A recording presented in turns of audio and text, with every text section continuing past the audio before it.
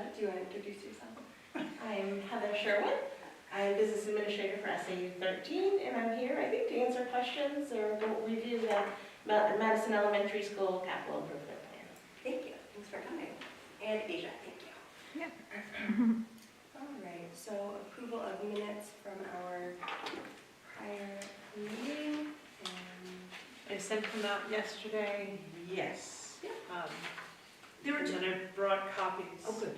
Did you hand it up? I did. It should Okay, be great. right there in front of you somewhere.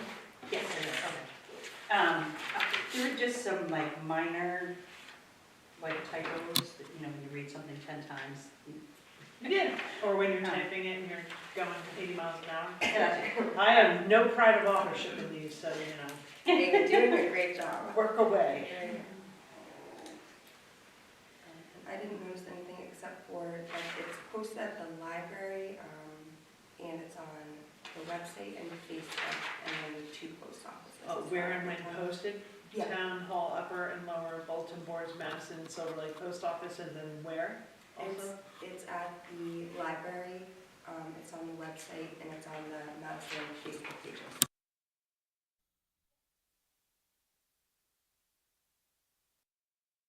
Facebook pages. Yeah, but none of those are official Madison pages. That's still good to know. They're not, but No. Nicole Nordland was posting on the Town of Madison one, I think, for more official. Yeah, but it's not. It's not. Town of Madison's not an official Town of Madison webpage, or Facebook page. Okay. It's not run by the Town of Madison. So, I mean, it doesn't hurt to let people know that we've put it out there. Could put no, put non-official Madison Facebook groups. yeah, just like all these others are either Official. federal or municipal Yeah, places. yeah. Part of them is where they're required to be posted. So I just, you know, That's I can put a note in here that says, but for your information, these notices are also posted on Madison Facebook pages or something, so. the minutes looked good to me. Page 2, second paragraph. Hang on a second. I didn't hear what you guys said, but there's a probably capital T. Say- Update from Green River purchasing policy. Okay, That's subjective. And then there were 2 modifications. That's what you meant? yes, Mods, okay. but you said mods when we did it. Oh, Yeah, when you were talking, you said there were 2 mods. I probably mumbled. I may have, because it's funny, that's like a Minecraft thing, so. Right, and I was like, well, I don't know what the other one was, she never talked about it. so. Modifications. I can change that to 2 modifications. Yeah, just for clarification.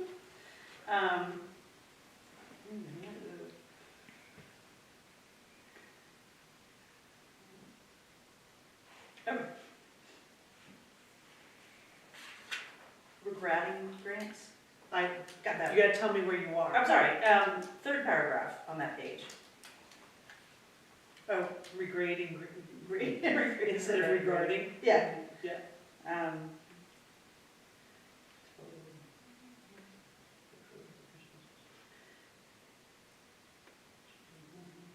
All right. That was, I think that was it. Okay, I will make a motion. That's it, no other, No, okay. you're gonna make a motion to accept with minor edits? Yes, I will make a motion to accept the minutes with the minor edits, typographical. Second. You second, all right, all in favor? Aye. And second with minor edits. Okay. And then, public comments, but you're here because of the Astrodome, so, no public comments. Which might have. Well, sure. Asia, any public comment?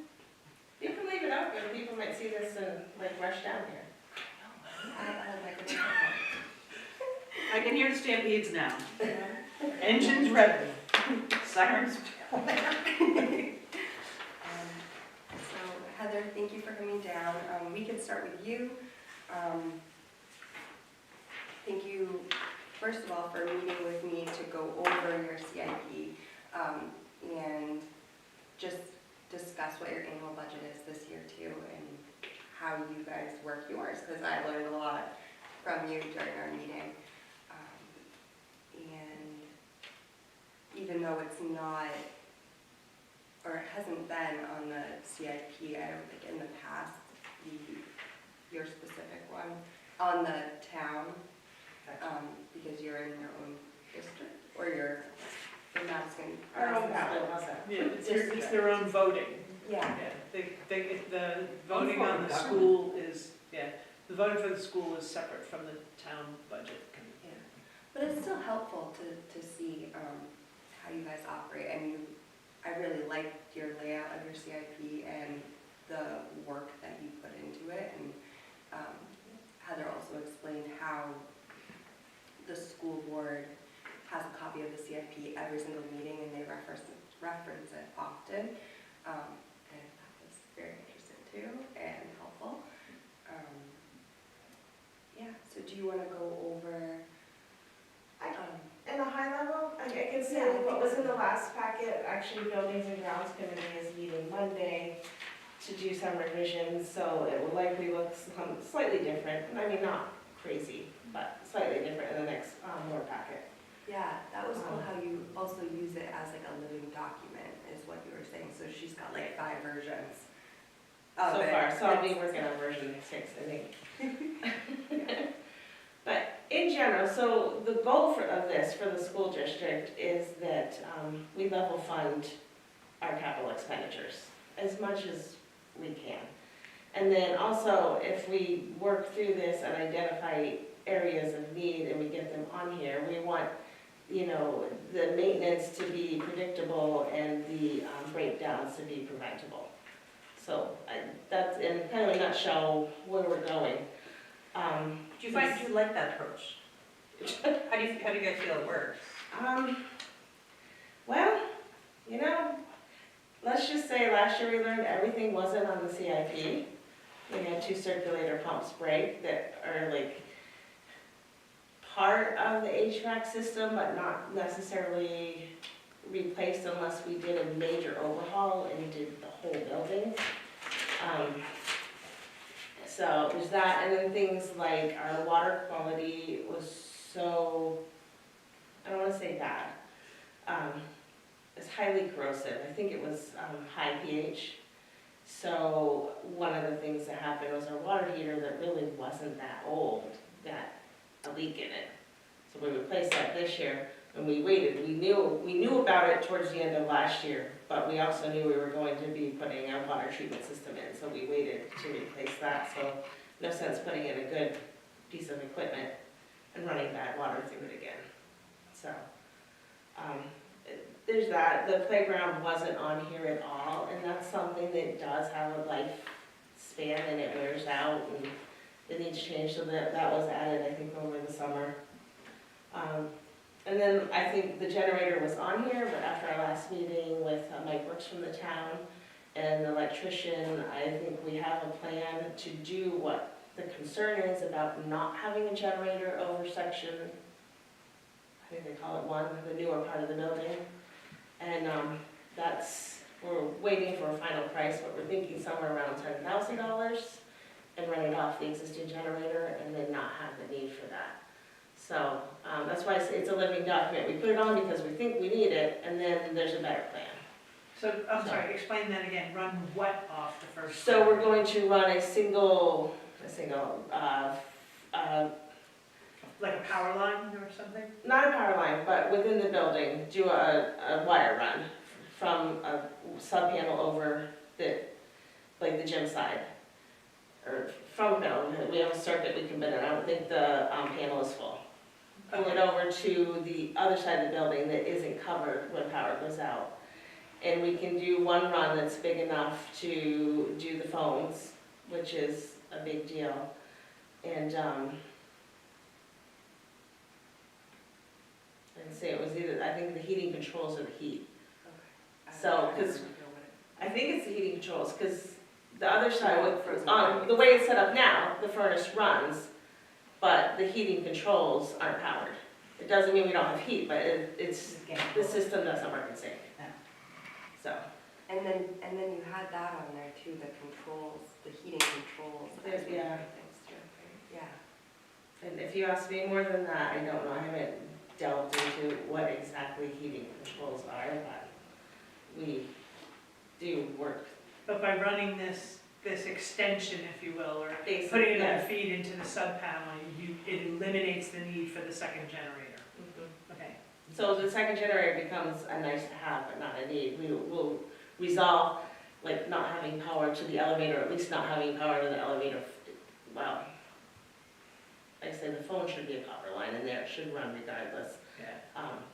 But we'll do that, and the phone's out, like, it without power, like, you know, the generator can kick in, but they couldn't make calls home, like, our system, our phone system would not work. So, Is it an internet-based? Voice over IP type? What's that, copper line or? we have the elevators and copper line, and then I think we kept one other. So It's there's a like way to We're gonna go. get rid of that, but for the most part, the voice over IP, because that is by far the least expensive, and we have an internet, and then we have a backup internet that comes free with our, Do you guys have fiber optic or are you still on like cable with? I believe we don't have fiber optic, but we just went out to E-rate bids, and I think it came back in at, slightly less expensive for a full gig instead of partial. So, Right. Yeah, and my understanding with the fiber optic is that as long as you have power to The the device. component, just the one component that transmits it out, you will still have phones. Even better. It's all the more reason to have power to our phones so that we can go. So, And that generator on the gym side that's actually the town's. is the Yes. town, for the shelter, for the whole town, right? Yes. Yeah, Yeah. so the school doesn't really have its own generator? Yes. Okay. It would make that shelter so that you had, you know, functioning phones within it. And if it was hard to justify the cost of that new generator too, because so far we haven't lost power to the extent that, like with kids in the building. So if we did, probably depending on when during the day it happened, whether we'd shorten the day, you know, or if we would cancel school if it happened overnight or something. Like, I still think we just haven't faced that yet. And the way to guarantee that you will never lose power is to invest thousands of dollars in a generator. No, But never no. mind. When you invest all of a sudden. Right, I mean, I think it's Sideways. different. The distinction here is, as Heather indicated, is it's not an emergency generator for the school. It's an emergency generator in case the school is used as an emergency shelter and there's no power. Right. There's always the option to use the school as an emergency shelter, and there is power, just, you know, like we wash out Colby Hill and 113 kind of thing, again, massively, so that people can't get by, can't get home, they can't get work, they can't get out, those kinds of things, and we have to move people to a different place. That's what the intention of it is for, am I correct? As far as I know, yes. Okay. And I don't even know how often that generator comes on, if it does It test or. should be coming on once a week, it probably does it on the weekend. Mine does it like Sunday mornings, so. Right. It should be testing itself once a week, and that might be something to ask the janitors to make sure it is. But I'm sure, what's their faces, the generator people who come and service it. Generator connection. What is it? Generator connection. Generator connection, I'm sure they know, because they can see on the timer whether or not it's. That was one of the reasons we had called Mike and, you know, did he see an issue with it, could it handle it? And he said, no, there's plenty of power there. And it's nothing we're drawing on unless power goes out. Correct. Yeah. And it's really just to solve what we saw as a need at the school potentially without spending lots of money. It's good, Yeah, that's to a creative emergency solution. needs. So, and then, I mean, that's just one piece of this. There's a lot, I know I've talked about, I think I talked about Alpha, I know I talked about Alpha Group with Tia, and it's Yeah, come so up. she gave a great explanation of it, because I was looking at the proposal that you shared, and I was like, I don't know if this is, I just wasn't getting it, and you went through everything, and feel like after learning more about it, it's something that we should have for every building in the town, and I think It's in that's the what you were selectmen's hands, and Yeah. they need to take a look at it, vote on it, maybe they need to call, ask Heather if you can come to a meeting to explain it fully to them, I've asked them to reach out to you guys, because, I mean, it's not really a CIP issue, It's not a CIP issue, but it does this It- massive data gathering. Right, It gives you a solid assessment of your facilities, you know, each building, and they score it. And that's, all that score is information to help make decisions. They're not telling you your buildings are great or horrible, they're saying this is, you know, in this national standard, this is where they fall. And like, this is ideally, I don't remember the ranges, but, you know, they like to see the score around here. If it's above that, it needs somewhere. If it's far above that, that's where it's in the range where you look at replacing rather than remodeling, so to speak. And the way that the school's CIP is put together, I mean, yes, they do have a major asset, the building, but we also have the town hall, we have all of these other municipal buildings, and that's where it kind of clicked for me. I was like, oh, every building should have as detailed of a CIP as the school does. for themselves, for each for one, themselves. all the input that each one of the departments have given us Yeah, also well, correlates a bit to the infrastructure that they reside in, and so Right. having them have their own small CIP portion, which they feed to the main CIP is, yeah, I mean, I think that's been the goal of this all along, was Yeah. to get them to pay attention to their infrastructure and some of their other needs and wants and desires, so. Yeah, and it seems like it's a little lacking, not that we haven't dug as far as we can go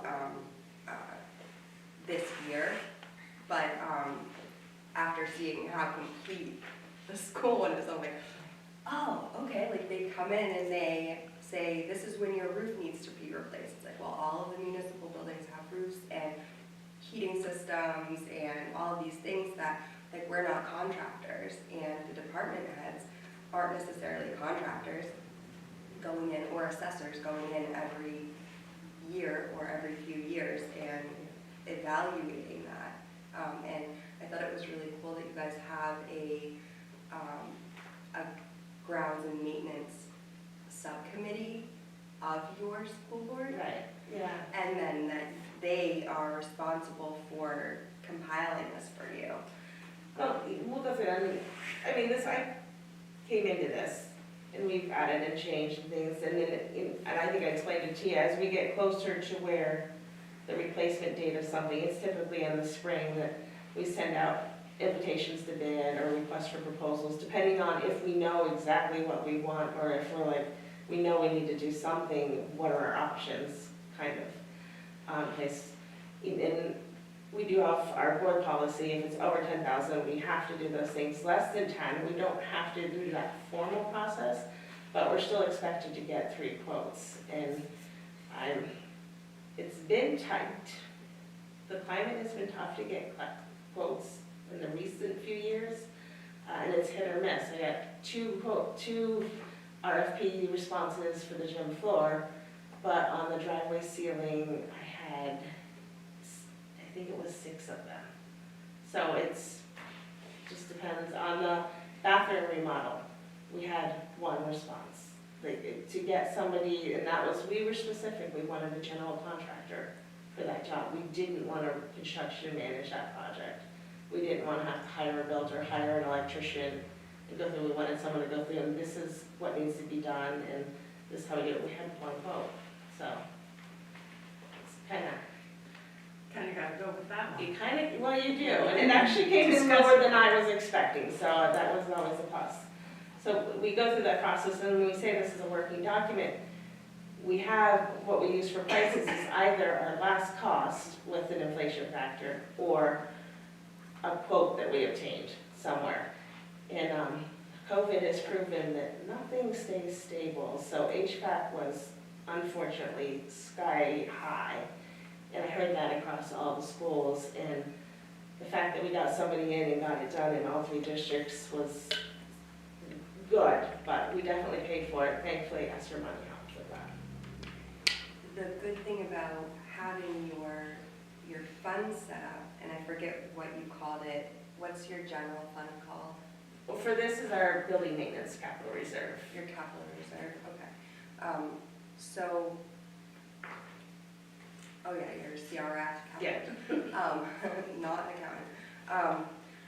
So I liked how you had your improvement plan set up so that you draw from the capital reserve, and it's set up so that you're saving, so that when they hit that year, and I know that that's our goal, to get it so that we can manage it like that, but it was nice to see it already working. Something in our town is already working in this area, so it wasn't like you hadn't saved at all. So when you did hit that unexpected increase, it's not devastating. Yeah, and I don't think that's clear in the way this is presented, and I looked at what Joy sent me, and I do like that. This unfortunately is not the time of year for me to rework it. So, but I would like to show this are planned expenditures over the next 3 or 5 years, and then this is the savings amount over that, so they can see why in a year where we're projected to only spend 20,000, I'm asking for 130 to put into the fund. So I think to clarify that would be helpful. And I think in the meantime, you could probably do that with just a very small, a small 4-line spreadsheet underneath it that shows, here's the aggregate of expenses over the next 10 years divided by 10. It comes out to $135,000 a year, regardless of what we're going to spend. If we add this all up, we're looking at $1.3 million, and over 10 years, it's 135. And I think that would make sense to people looking at it, because I asked you the question, Yeah. I don't understand why, if we're only spending $90,000, are you collecting 135, or are you recommending the 135? And when you said level funding, it's like, oh, okay, now I get it. We're not collecting the amount of money each year that we're gonna need to pay out. We're Right. collecting a level funded amount, which, and I think, even John Arruda, when he was selectman, always talked about trying to level fund things so that you avoid those dips and low, or the highs and the lows with regard to changing the tax rate. I do feel like in the school, we have enough legislative expenses that we cannot control or predict. That this is something where we should do a good job in, because it's the one thing that we can. We can. I shouldn't say one thing, but it's an expensive item that we can. The That's- mo- Go ahead. No, go ahead. It's like, that's why when it's kind of frustrating to read, like, oh, we should have a flat budget. And I'm like, how can you run off of a flat budget? You need to be flexible, because there's so many outside factors coming in, and that flat budget is what your default, you're running on default, but it doesn't reflect those outside issues and. Knock on wood, we've not run across them in Madison. That is not true for the other districts right now. So, that's good. So the mold issue, because it was a massive expense that came out of nowhere a few years ago, that was done by bond? That was done by bond, we're still paying that bond. I was gonna ask, what's the time left on the bond? It's probably a 10-year bond, or? It was a weird number, it was like 14 years or something. Okay. Yeah, it's, So we got in another the 10 end, to pay on it. a copy of the bond schedule is in the annual report, so I can pull it up and look at it if you want to know right now, but Yeah, that's it is in there. And I was talking to people about that in prior BA, and one of the issues were when the gymnasium was built, the roof leaked, I would say, within the first 2 years. And I think they had the original contractor out to fix it, it didn't fix it, and it was unknown leak, it had for a while, and it was deferred. And then when they did finally, get to the point we had other issues, and then realized that I think when they set out with that bond, they were just addressing some flooring tiles and mold issue that came up, and then realized there was mold in a lot of the school. So I don't want to have our school in that condition again, or that building, that's the goal. right.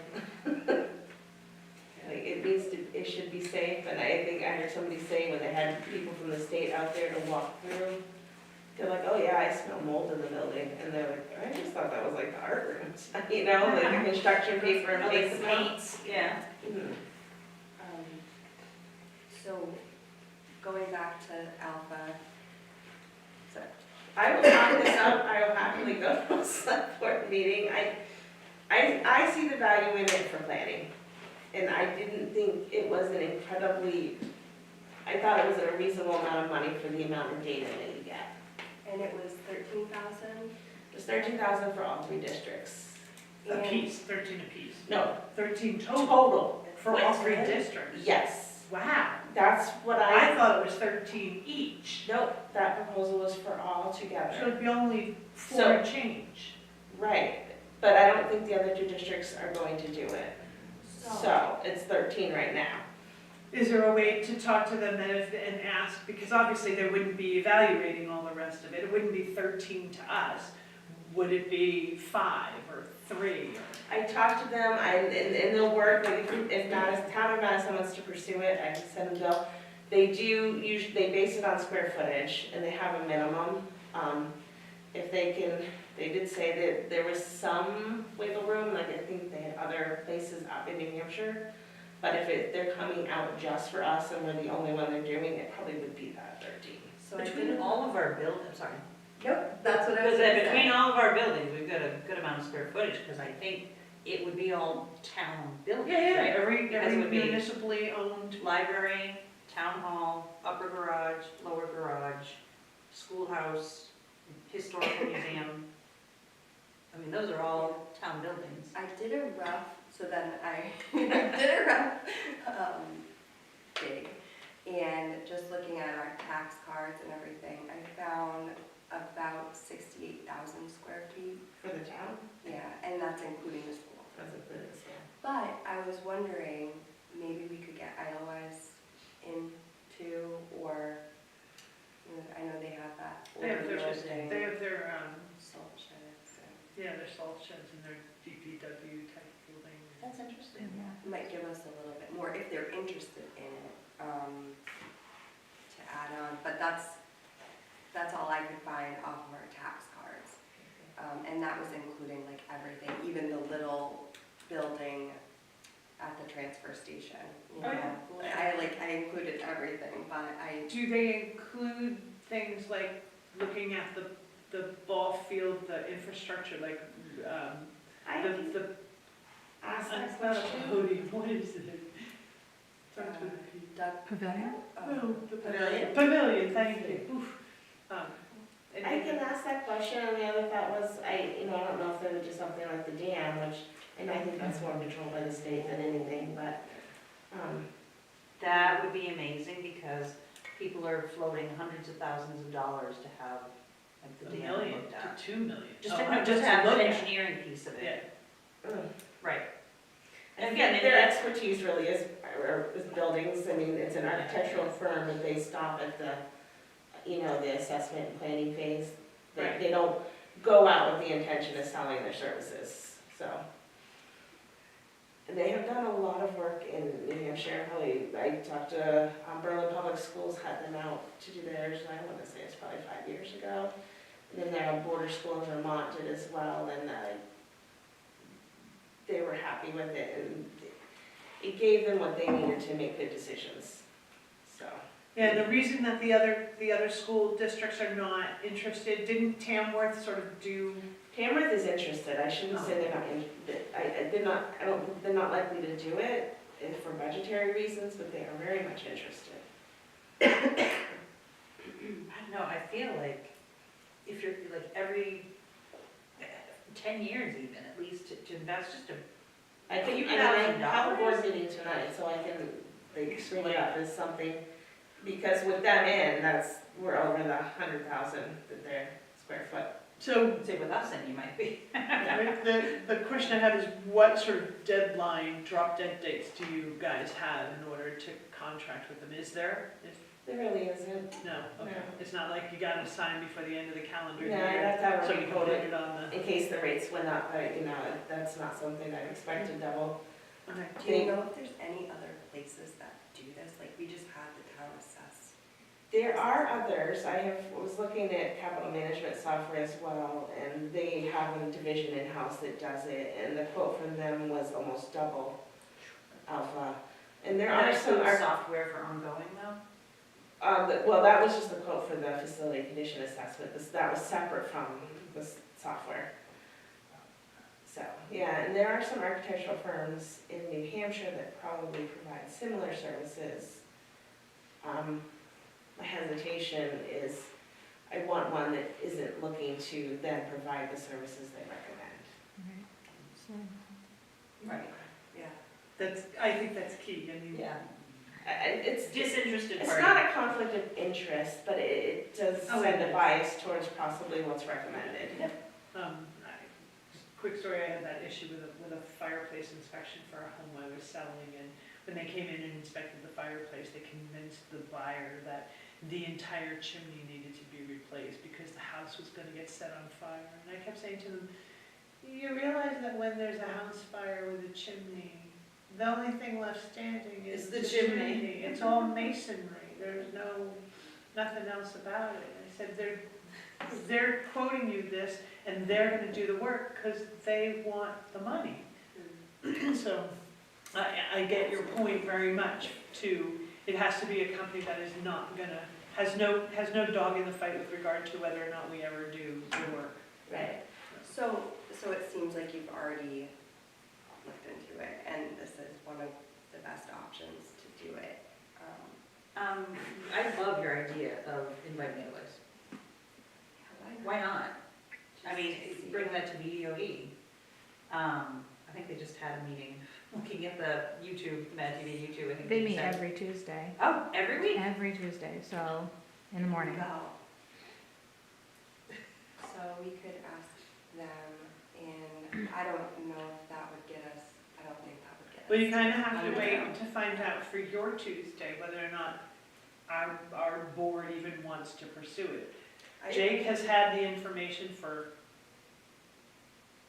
a month, I couldn't go Tuesday anyway. which in your terms is only 2 meetings, so, but he's had that information since you gave it to me, Heather, since you sent it to me, so, and I've asked him whether or not the board has pursued it, and he said, no, it hasn't been on the agenda yet. Okay, so if it's not a super crunch thing, I mean, Can it wait till after the new year for them to put Yeah. it on a? Yeah. And I will be honest, I've been kind of keeping this, on the horizon, and I don't like to say, oh, Madison has fund balance, they could spend it, but that is an option if this doesn't meet the timing for the budget. I can add it to the budget because I think there's value to it, but I just don't know exactly what number to add either. Right. Depends on who signs on. Right, And if we do this and we wait like a whole nother cycle, probably the price goes up some, but that's fine. We are not tied to a timetable. I mean, I would rather wait and have it done right than try to rush through and not get what I want out of it. yeah.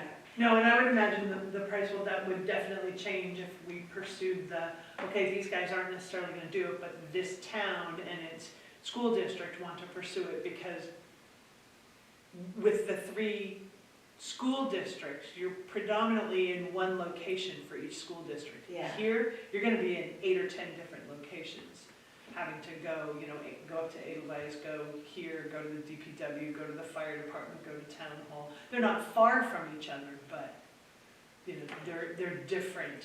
And they're gonna want access to the people that work in them and maintain them, whoever that is, to ask questions and like get up on the roof and walk around and look around inside and. and that way we can lead by example too. It's like we will fill something out, present it to the select board, and it's on our recommendations. I have a rough recommendations for what we want, or what we figured out from this whole process. So I think it's up to us to go in and say, okay, this is what Alpha is, invite Heather and somebody from BDO. I mean, I think that's the Alpha, they'll happily present to anyone. The person I deal with, I think, is out of Texas. They can zoom in. they can zoom in. Yeah. But I think getting it on the agenda for after the new year, in one of like the second meeting in January that the select board has. And then also letting Selectman Bowie know that that's the route we're going, so that he doesn't, again, because at the ABC meeting, I had handed it to him and said, I think this is a select board decision, it's not a budget board decision. It's a select board decision, but we're encouraging you to pursue it and take a look at it, because I think it can solve some of our issues with regard to understanding how to budget for things going forward. Yeah, Yeah, I can follow up with, Selectman Bowie on Tuesday's select board meeting. thank you. Yeah, I like it. I just think that it's a really interesting way to keep track of our assets. I don't think that we're doing, after hearing so much about the town hall and trying to figure out who's responsible for the building and knowing that it has repairs that need to be done, it's like, okay, well, we should have something more similar to this, that's stuff for the school. We need that for all of our buildings, especially our major buildings. And I will say, it comes in an Excel spreadsheet. They do highly recommend that you have software to import it into so that you can continue the tracking process. Right. And really, and that's something I'm interested in. Yeah, if they have And I will do recommendations double. for what that software should be, would be awesome. Yeah. This is the low end, it'll get you the bare minimum, this is the high end that gets you all the bells and I whistles. haven't looked at the high end, I looked at the low end and the slightly We always higher. start with the low end. What are the names of some of the software products? So Ops Hero is they're probably absolutely the least expensive. What is it Operations Hero, or Ops Hero is what they go by. Operation Zero? Yeah, it's Okay. Hero. Hero. Hero. They were originally School Dude, so these people originally worked for School Dude that was bought out by, I can't remember the name, and then that was bought out by Siemens. A lot of those people left and got Operations Hero up and running. And then the other one I've looked at is FMX, which has some really cool forecasting and model projections that you can do. Do you have the approximate cost? Is it So subscription or- approximate, and this was probably only good through like September, about 8,000 is a recurring fee, and then For both of them? for the Ops Hero and 4,000 implementation. Like for me, I could use that across 3 districts, so that, and then it becomes not so expensive. Right. But so like a 4,000, Implementation fee yeah, yeah. for training. And then. And then is there a FMX? annual subscription type? and- The 4,000 is the implementation, Yeah, the yes. 8,000 is the recurring, I have that right. But what it also can do, we can use it for an IT ticketing system. Yeah. We can build out like the maintenance requests and have them route just to Loop for IT requests and separate it by building. And we can get a little bit more out of it than maybe the town can in that sense. But I mean, Alpha will recommend that this goes into a capital management software, but that's not a requirement. They will absolutely come out and do the assessment. They do reassessment services also, that's like a much smaller scale, but will update it every 5 years or Yeah. something. And what, pricing on the FMX or? So FMX, it was 8.4 for Ops Hero. I think FMX was in the 16 mark for the first year, and the recurring was closer to like 9,500. So that year one again is like that 8,000 plus, it's getting like Yeah. 8,000. It's Yeah, it's not in anybody's budget right now. I really want it, but it's not there. I really want it. Yeah, I'm always like, Excel, you can do so much with Excel that you don't expect.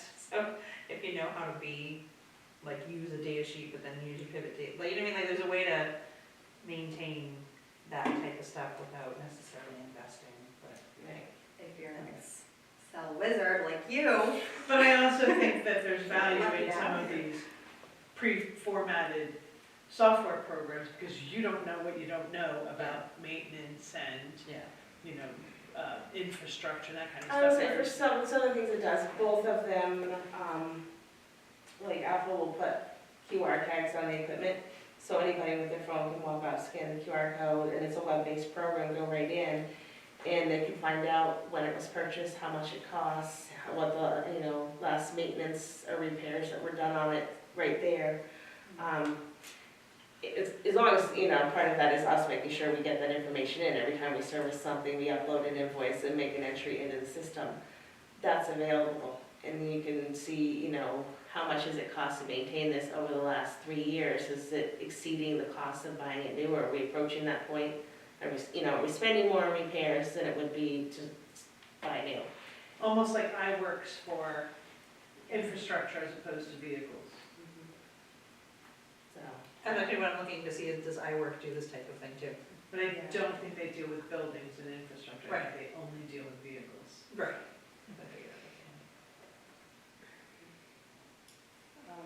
So it's just, for us, when we were looking at it, as people come and go throughout the school system, you want that knowledge base to stay somewhere that it's accessible.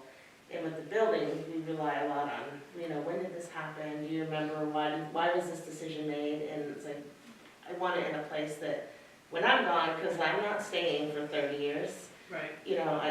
What? And I don't think any of the existing custodians are staying for 30 years, or principals. Trying to get the brain Yeah. down. Yeah. Yeah, this is a way more solid method. You were talking about some of the items, I don't know if we're ready to move on to the next Sure. thing. iWork, just real quick, iWork does hydrants, trees, bridges, cabinets, catch basins, cattle guards, lift stations, markings, poles, streetlights, and more. That's their municipal asset management software. So again, like kind of, like a DPW department. But- They have different divisions. Probably whatever a DPW department would take care of is probably captured in that item. Yeah. There's fleet management, work I love management, that facility. facility management, stormwater, water system, pavement management software, FEMA Yeah. reporting software, asset management. Wow, okay, they got quite a thing there, so that would be interesting. Code enforcement management. So maybe we just see if this is something we could add on, if the school district is going to purchase one that works more in line with your operations, and then we would need one. We're pretty limited in scope, we'd definitely be building. Electronic document management, that expand. So yeah, this is their municipal software solutions, like, So maybe look into that. yeah, as an option. We'll let you know. Okay. And then, so on your CIP for this year, for your budget, we've talked a little bit about really flooring. It was. Really flowing, there's carpet, office and library, and then the tiling in the kitchen. So the idea was I believe the price that's on there was the last cost to install the flooring in the office and library with the escalation factor, but they did do carpet squares. So the plan is to only have them come out when we do the quote to replace the sections that are worn or torn and not do a complete overhaul. So very much hoping that it's less than that. But What's underneath those squares? Is there an old tile? I don't know if it's the old tile, if they left that, or if they went so far as to pull it Strip up. it up and put glue. Yeah, so it would either be the old tile or concrete, so. But there must be some barrier, I'm kind of thinking they left the tile, but. You would think that, it's easier, it's Right. another. And then the kitchen is like that old, just 8x8 kind of orange tile, like, it's been there a while.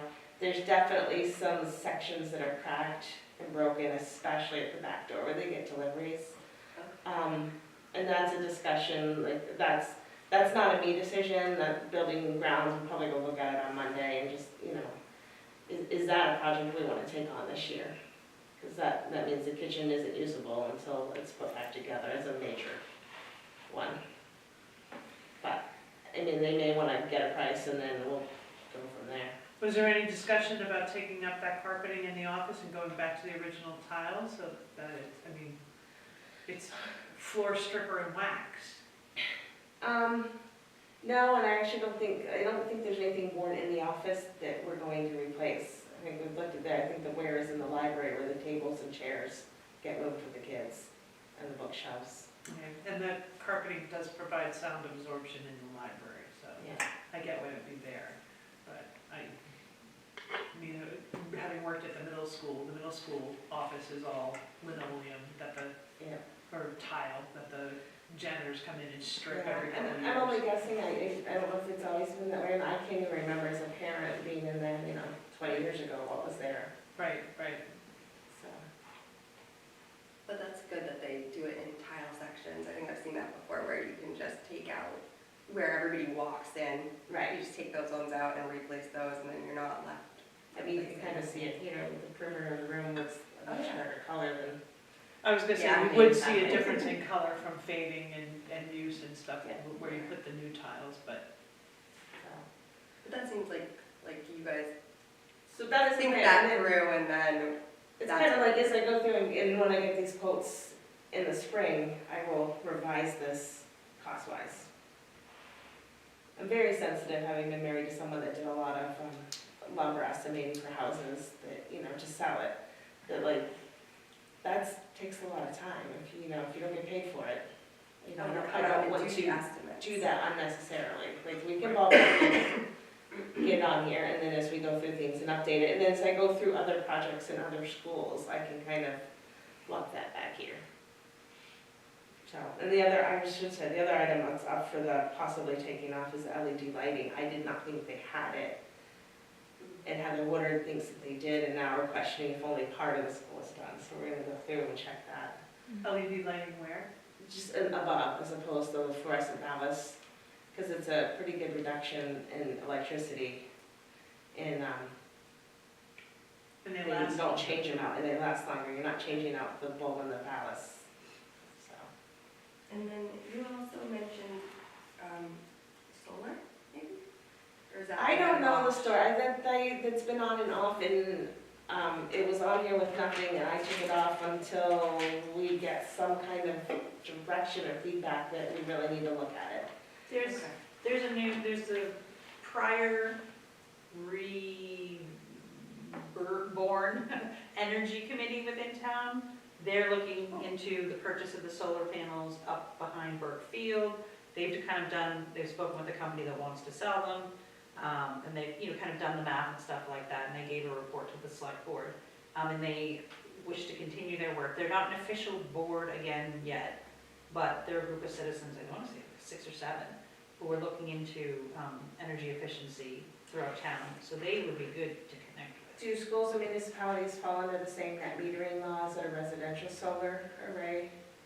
I don't know, Which is like law, regulations. Basically, they might know that. it only, you use it while you're active, and it gets sold back. That's it. You use it while you're active, and you save it, but at night when peak demand is, it's sold back at a lower rate because it's peak demand, kind of. Noreen Downs would. Well, you're not even, you basically, Eversource buys it, I'm gonna say Eversource because that's their supplier, at a lower rate during the day because it's not peak demand, and, because peak demand is when the sun's not out. It's when your lights go on and people are home. And people are home making Yeah. dinner, especially this time of year at 4 o'clock in the afternoon. Yes. However, I do know that for residential, because we have solar, I don't sell it back. I store it with them, so that when I. Well, I should say, it's that net meter, so this is your, your production, this is your Yeah. usage, and. Right, and I store my excess. Yeah. So does We that did it balance right, out? we put solar in right when it changed, and we should have been about 0, and we were only 0 until the new regulation took effect in July, and then we weren't. You were, wait. So now are you paying? No, we pay Eversource, so the bill's smaller, this is the last house, not our current house, but, so we had net meter, negative bills, and then some positive in the summer when you run AC, you expect that, and then it just never went back to negative bills in those off seasons where you're expecting bang up a credit, but, yeah. Okay, so maybe we just curious, I just wanna make sure that the payoff of the panels is, Well, and there, I mean, we're under, I think, a little bit of a different system because we leased the system. I own my system, you may own your system.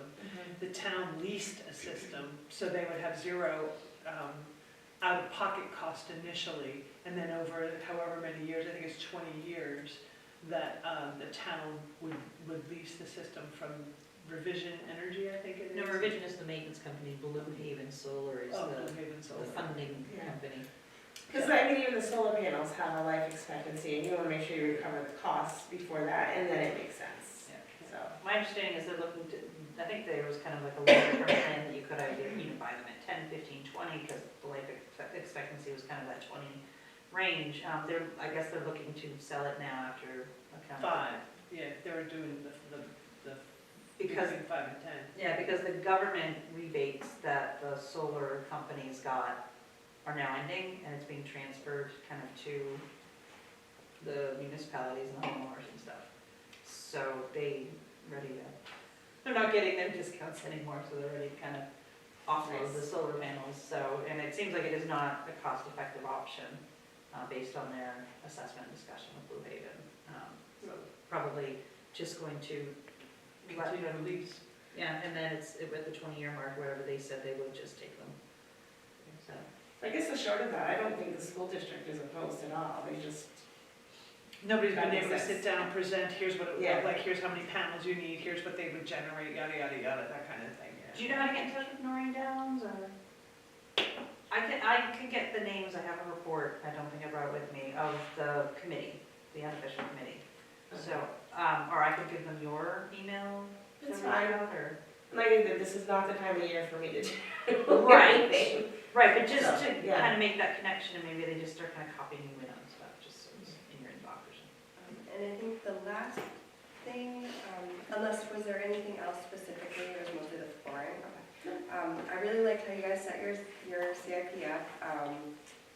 Thank you for explaining alpha, explaining how you use your CRF, and also for explaining the room situation.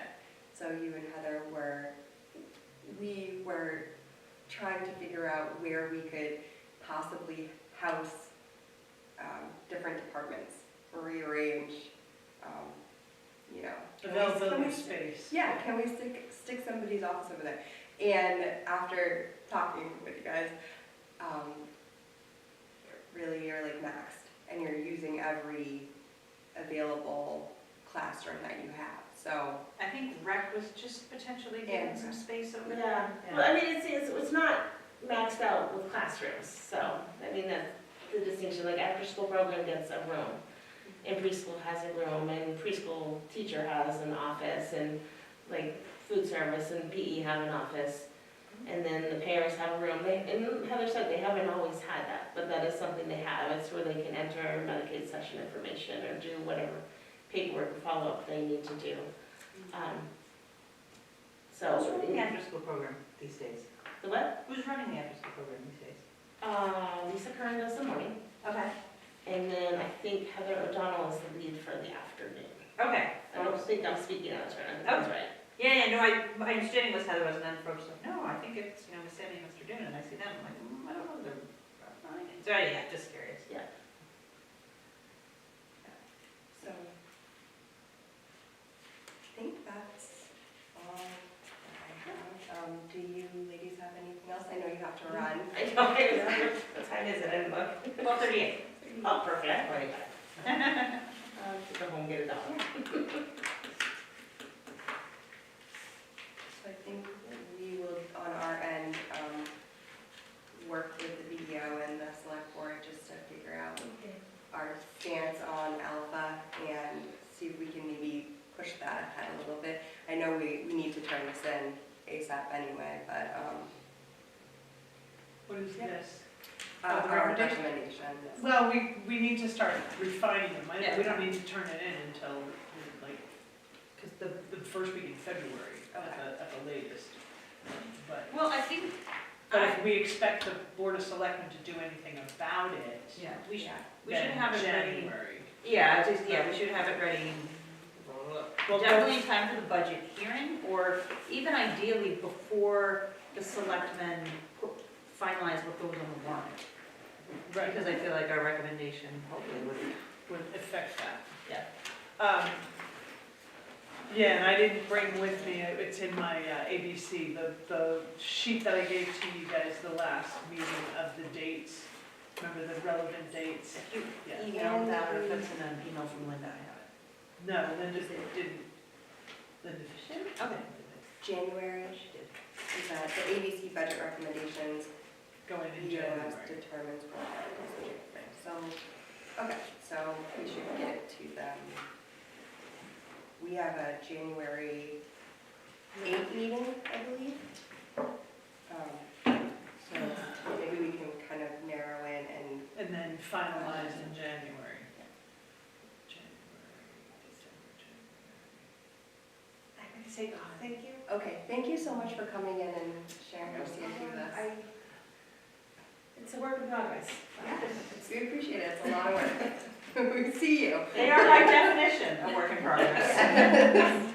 Thanks for coming. Have a good day. Thanks, Heather, have a great weekend. Happy holidays. Thank you. Okay. So we're ready to the next meeting. Now. Okay, so I don't have it on my calendar. I don't know that we have a meeting, but it makes sense that we have. I think I listed it on the. Oh, here it is, original. adjournment, January 8th. It says on here, adjournment Oh, yeah. next meeting, January 9:30? Yeah, 9:30, low level. we don't get wounded by the auditors. Okay, they're doing important stuff too. I have company in town then. Oh, you do, okay.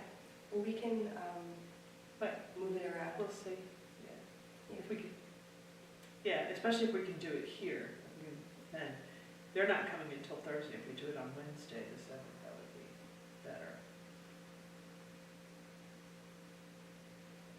What do I have on the 7th? Yeah, if it's a morning, on the 7th, I think, because I have planning board and, master plan. Yeah, there's nothing, there's no good dates. Okay. Well, we'll take a look at it, don't worry. When? Okay. Yeah, just let me know. But right now it's set for the For the 8th? January 8th, yeah, 9:30 to 10:30, okay. And Those first weeks of the month are always all the things. Yeah. Right. and we can set first. Yeah, that Wednesday, that morning, if we want to just go for it, if it works for you. Which Does it morning? work for you? Wednesday the 7th? I could meet, probably 11 or after, 11, okay. preferably 11:30. Does that still work for you? on Wednesday, the 7th? Yeah, at 11:30.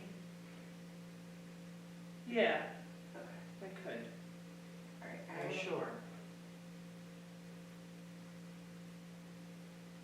Yeah, let me double check. I know my husband has a doctor's appointment, but I don't know if he wants me to go with him or not. All right, I'll send an email. Okay. Just start nagging him, and he'll be like, no, fine, I'll go. Right. Yeah, so that meeting with the. Tuesday, I got nothing. Maybe Tuesday would be less, I think. Yeah, but not till the afternoon, right?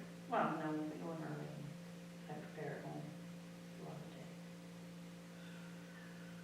It Don't takes we all day. all? Yeah. For big OS meetings, not for, I don't spend all morning preparing for like. Or Monday. Guess Monday, would Monday work? Yeah, Monday, as long as it's not, because the school board meeting is at 7, the public section of the school board meeting, so as long as it's during the day. I'm unavailable from 11 to 12:30 on Monday. Okay. So we could Right do in the like middle of the day. 1 o'clock-ish. Okay. Okay, yeah, let's do that. All right, Let's just, let's do it. Move it to then. yeah. All right, so CIP What committee about- moving to, Yeah, it's Monday. 12:30. Well, could you, I don't know where you are from 11:30 to 12:30, so would you feasibly make it from wherever you are, whatever you are doing, to here by 1 o'clock? 1 o'clock for sure. 12:30, I'd be screeching in on two wheels. Yeah, no one's doing that.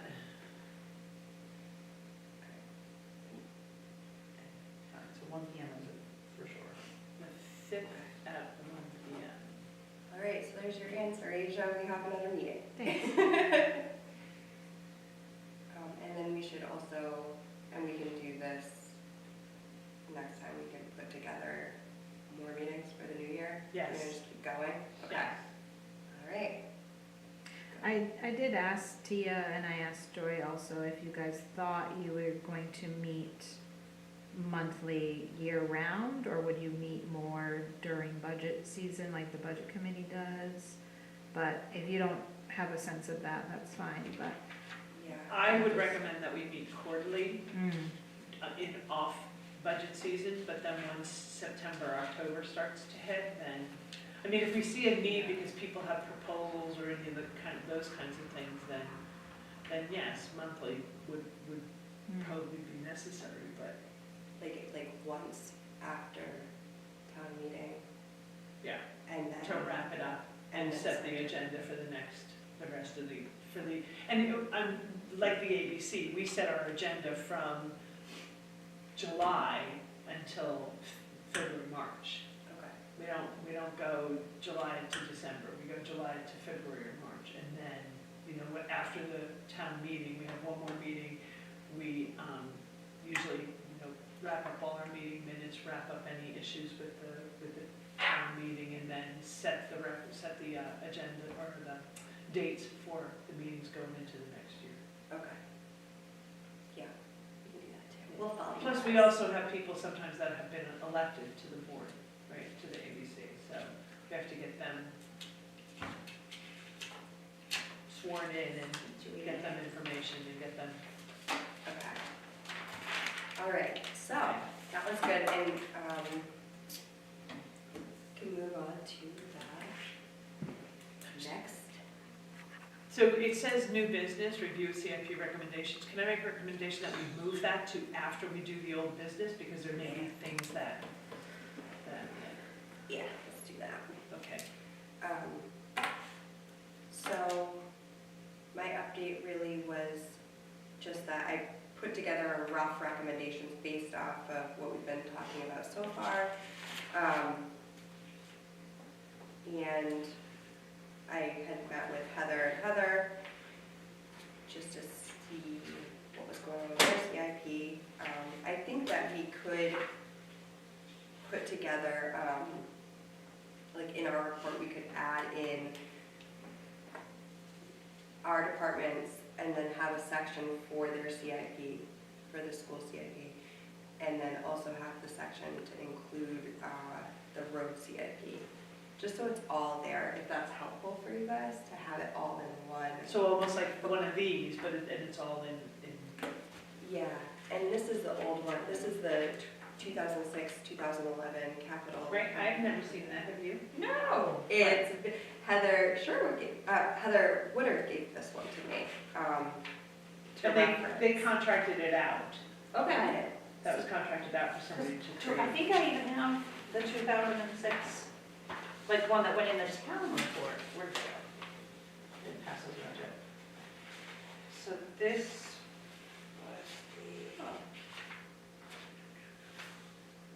was the, this is either the 2006 or the 2007 report in the annual report. I'd be very curious Okay. to Yeah, see, good. like, to kind of compare and contrast. Yeah, and they even had their little worksheet.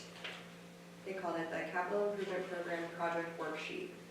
And it's essentially what we put together in Excel format, but there are some things that maybe we could add in as well. And then they signed off on there. There's even grant. Are there? This was, so what years is that for? 2006 to 2011. Oh, okay, that's probably two, so I have the 2006 report, that's for 2008, or it's supposed to be 2007 report for 2008 to 2013. It was just Oh, okay. one of the ones that I So printed, the so. more updated one. Yeah, but look, it's the same, yeah, it's the same Yeah. spreadsheet. There you go. The University of New Hampshire has an archive of all town reports for all the towns. So why, I guess I wonder why they wouldn't have this, why you would not have seen that. Maybe that was handed out at town meeting, but this But- was in the, that's what was in. Yeah, but official if it's annual a report. town of Madison report, should it not then be in the archive? There's probably, Should it no, not be it's in the the, annual town report goes in. They do the annual Oh, town just- report. Only the just the annual. annual Annual town So it reports. wouldn't have all of that. Wouldn't have every report. But it should reference it, you would think. It might, I didn't read the, I mean, this might reference it. Or no, this was the next year. Yeah, so, they're not gonna get all that this year, sorry guys. But I think we can aspire to something similar. This also has a lot of crossover with the master plan. So part of it is,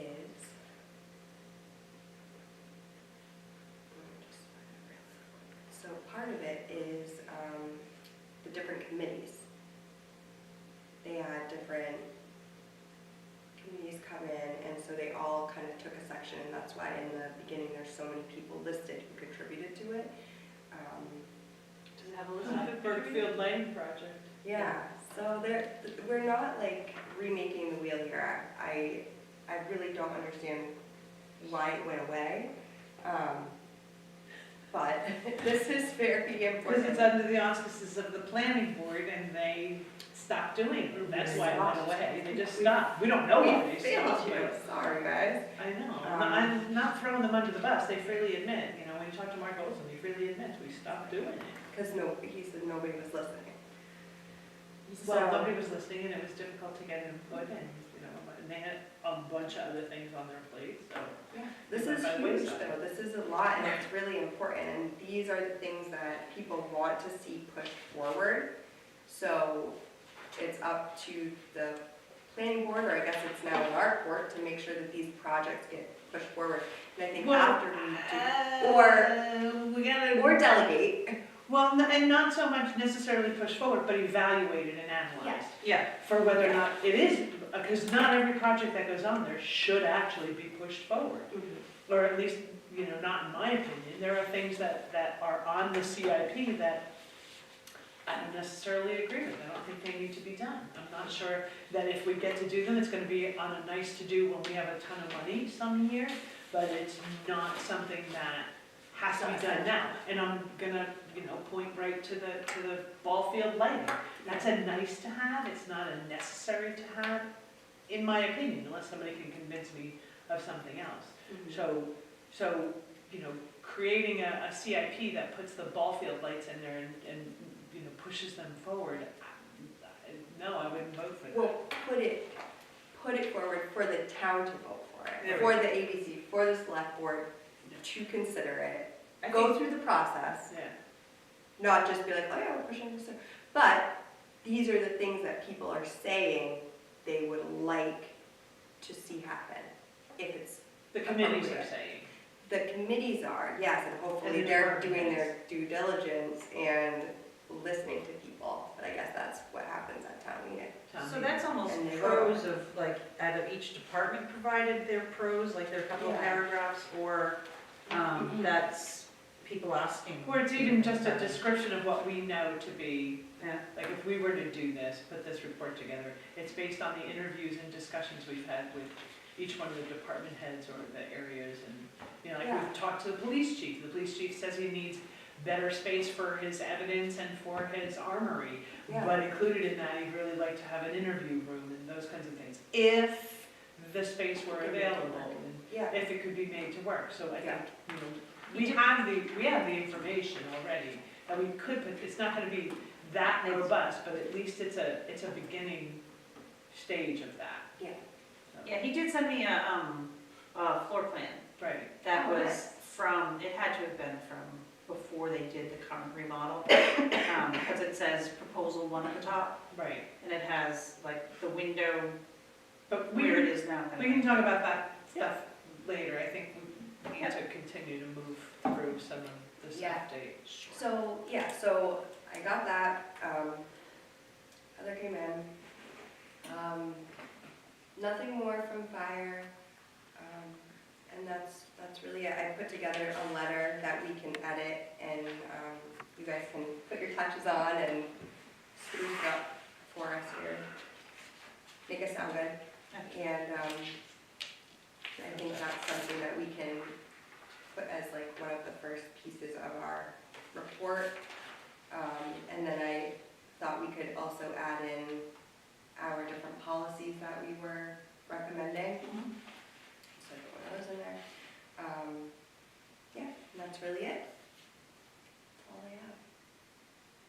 I don't know if we want to review that now, or you can take it and I can email it to you.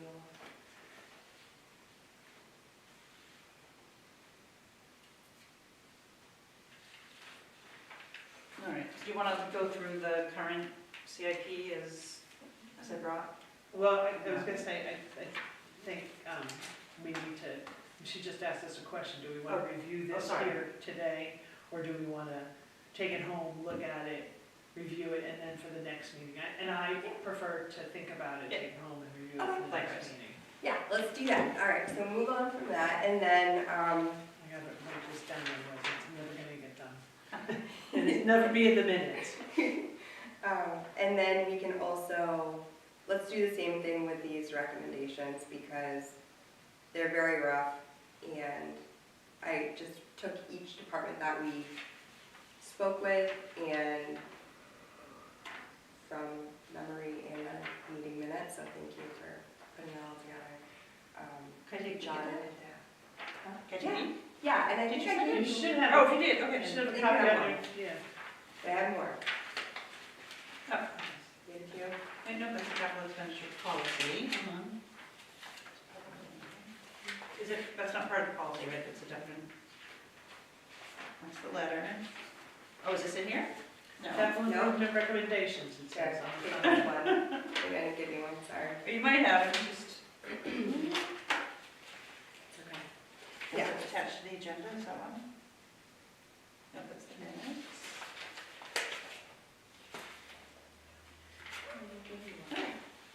All right. No, sure doesn't do that. Yeah, and then I also had town planning recommendations on the back of that, and then some goals that I think that we should also These are include. this committee's goals, or these goals, whose goals are they?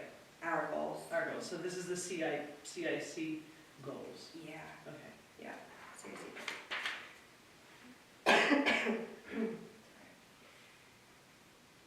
I didn't know if this was like goals for all the department heads, a generic set of goals for the department heads.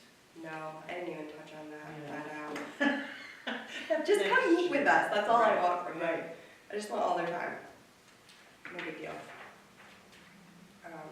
Yeah, so I definitely could use your help in reviewing these on our own and adding to it, because we all met with each group, each department individually as well, kind of took that on. So we can do that and then have that ready for next. Again, I think we can discuss these more in depth at the next, we'll review them and discuss them more. 'cause- Yeah. okay. So, Anything else? What about your capital expenditure review policy? oh, I made the edits Okay. that you suggested, and you can look at that again too. Wow, a lot of homework today. And just make sure that it reflects what you suggested to edit. And then, do we want to send this over to the select board sooner, or? Do you want to send it as a draft? Yeah. If you send me the doc, I don't know if you know how to put the watermark draft on it. I can do that.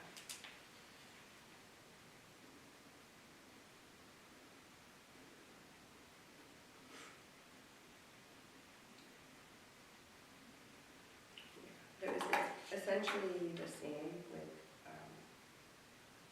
the edits that you.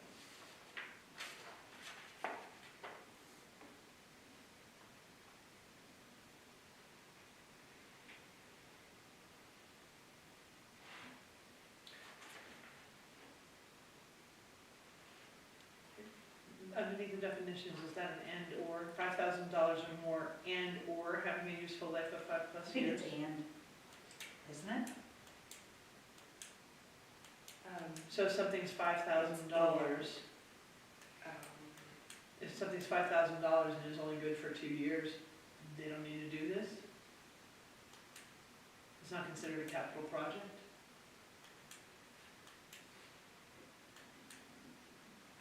But if something, Let's come up with some real world examples so we can kind of process it. I don't know,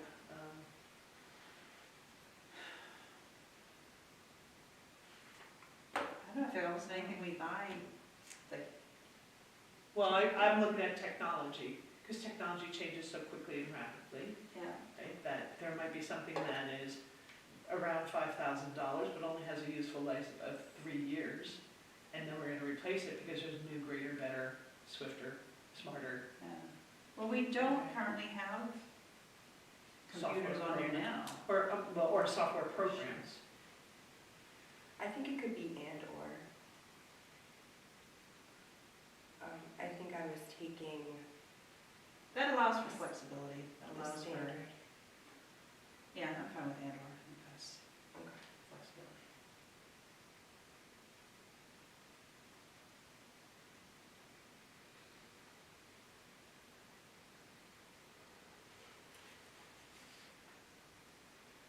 So I think that there's gonna be confusion over capital project and major expenditure.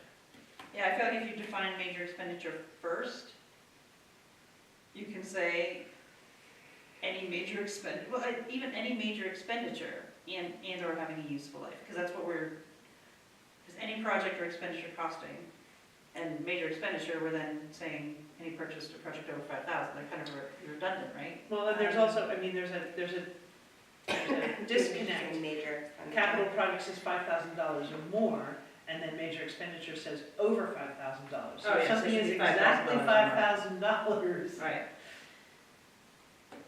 5,000 or more. See, this is why, like, not that specific. So any purchase or project costing $5,000 or more. I put that first, because then a capital, are we just being redundant at this point? I Well, mean, I don't maybe- have to have maybe- definitions. Right. I was Well, no, trying you to should, be you should. more we should. Show us. specific. Well, and the difference between major expenditure and capital project is major expenditure is just a consideration for the money. The capital project considers the lifespan. Yeah. So, I think you could make them both, make, a major expenditure or a capital project, include, I don't know that we necessarily need two different ones. I don't Two different definitions. Okay, that makes sense. Major. And even, like, I don't know that we need capital project, I think it's just a capital expenditure or a capital expense. Okay. Expense is how we tend to call it, right, it's a capital expense. It's either, they're used interchangeably quite a bit. Yeah, Expense, okay. So capital expense would be any project or major expenditure costing $5,000 and or more, or more, and or Having a having useful a life. useful life of 5+ years needing replacement. And then major expenditure, any purchase or project costing $5,000 or more. I don't know if we need major expenditure if we've just defined. Under capital Yeah. expense, right. Okay. Get rid of it.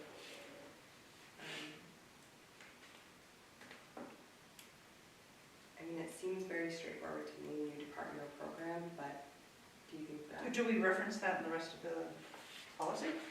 Yes. Okay. Yeah, because if a proposal is new or for a new department program under new projects, Yeah. selectmen must approve it before it is sent to the CIC and ABC. And so then I added why we're putting that stuff in. This step ensures the selectmen are aware and would like the department head to move forward with the program and allot time to the paperwork required to establish the program. Again, I would just be high level and just say new expenditure or new expense, new capital expense, and any new service project program not previously approved by town meeting. mean, I wanna keep it focused that, like, this is the capital improvement, these are capital expenses, and just kind of name it accordingly. So for new projects, What would I write? I'm I'm looking at the sorry. definitions. Okay. So definitions that, yeah, we can remove major expenditure, I think you just need Yes. those modifications, and then when it says new department program, any new service or project not previously approved by town meeting, I would just to keep it focused on the expenses, and just call it new expenditure, new capital expense, and any new capital, capital expense, I'm not sure what you're talking about, so when you say call it, what's it? instead of new department program. Okay, but it's a definition, so I don't think you even need what you're talking about. We either need this or we don't need anything at all. Yeah, that's why I'm asking if we kind of talk about, we use that wording We do. elsewhere in the document. Once you get to new projects. Yeah. And I think that's helpful because it's like, if you want to do something new, you don't just get to put it on your CIP. Right. You need to go to the selectmen and get the approval first. Yeah. Yes. But so the question I would have is when you're talking about a new department, which I'm creates a new service to the town, that can only be done by the selectmen. Yeah. It can So be they should based on a already- proposal from an existing department or an existing employee, I suppose, but I guess I want to be higher level. I don't, like, I want to, if we go too high though, there's too much ambiguity. Right, but I think the intent is for us to basically say something new needs to be approved by the selectmen. So I think when we say something new, we should have a very high level calling it, instead of being specific and saying new department program, I think it should just be new, just some And that's generic. just guidance, it's not a definition. We'll call it like, define it as new capital expense, and a capital expense, and new one maybe a new service, a new project, a new department, a new program. Like it encompasses, Well, except All that those we things. already, so then just change up here where it says capital expense, say any new project, expenditure, service, whatever. Yep. And then you don't need that new department program at all. Yep. Any Well, new- where are you saying to put new? under capital expense, Definition? yeah, under any project, program, service, or expenditure Yeah.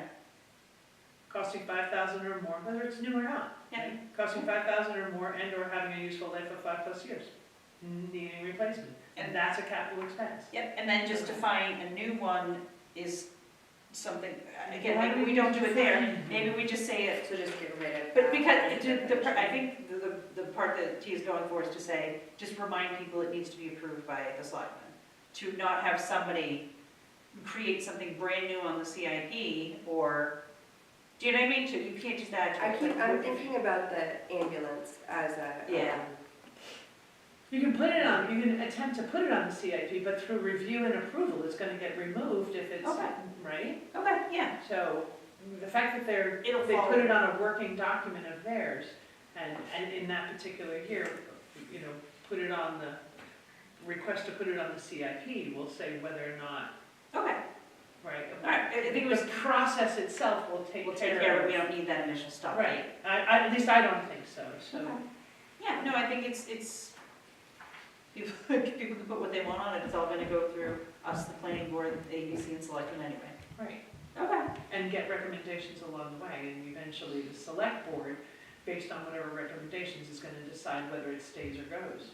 Okay, yeah, I think it was just kind of an intended as a stop Yeah, date no. to not let it get too far before folks spend too much time, effort, and energy on it. But we also talk Yeah. about if you're gonna do any of those things, under new projects, you're gonna have to get, you know, you're gonna have to do, I think that you have to- under new you have to projects, do that form. yeah, it gives a good enough definition. So get rid of that. All right, Okay. Too wordy, my goodness. And then I specifically had the grant review because we've talked so much about it, and not even departments, it's, you wanna be like, people requesting Employees, Anyone, like, because you, again, you may have someone wanting a new road, like someone came before the town and said, I want to pave this road.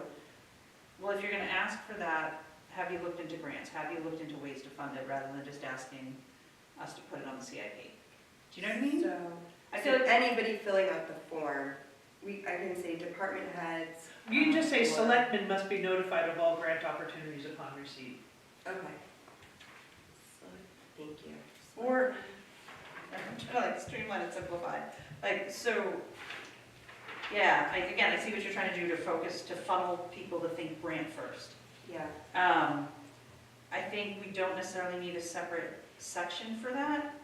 I think because you kind of have the procedure, like, you can, the initial submission, I think new projects can go under initial submission. I think grant can go under initial submission.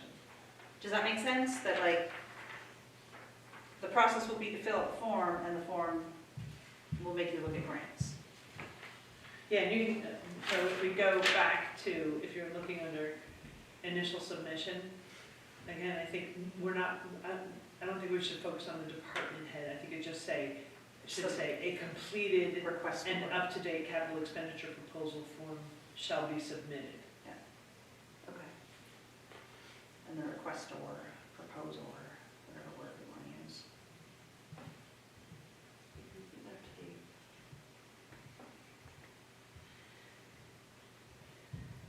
Now, the question is submitted to whom? I think to us yeah. first, isn't that our purpose? And that's kind of where I think Tia's thought comes in of, do they do it at the select board first before it goes down a rabbit hole? Yeah.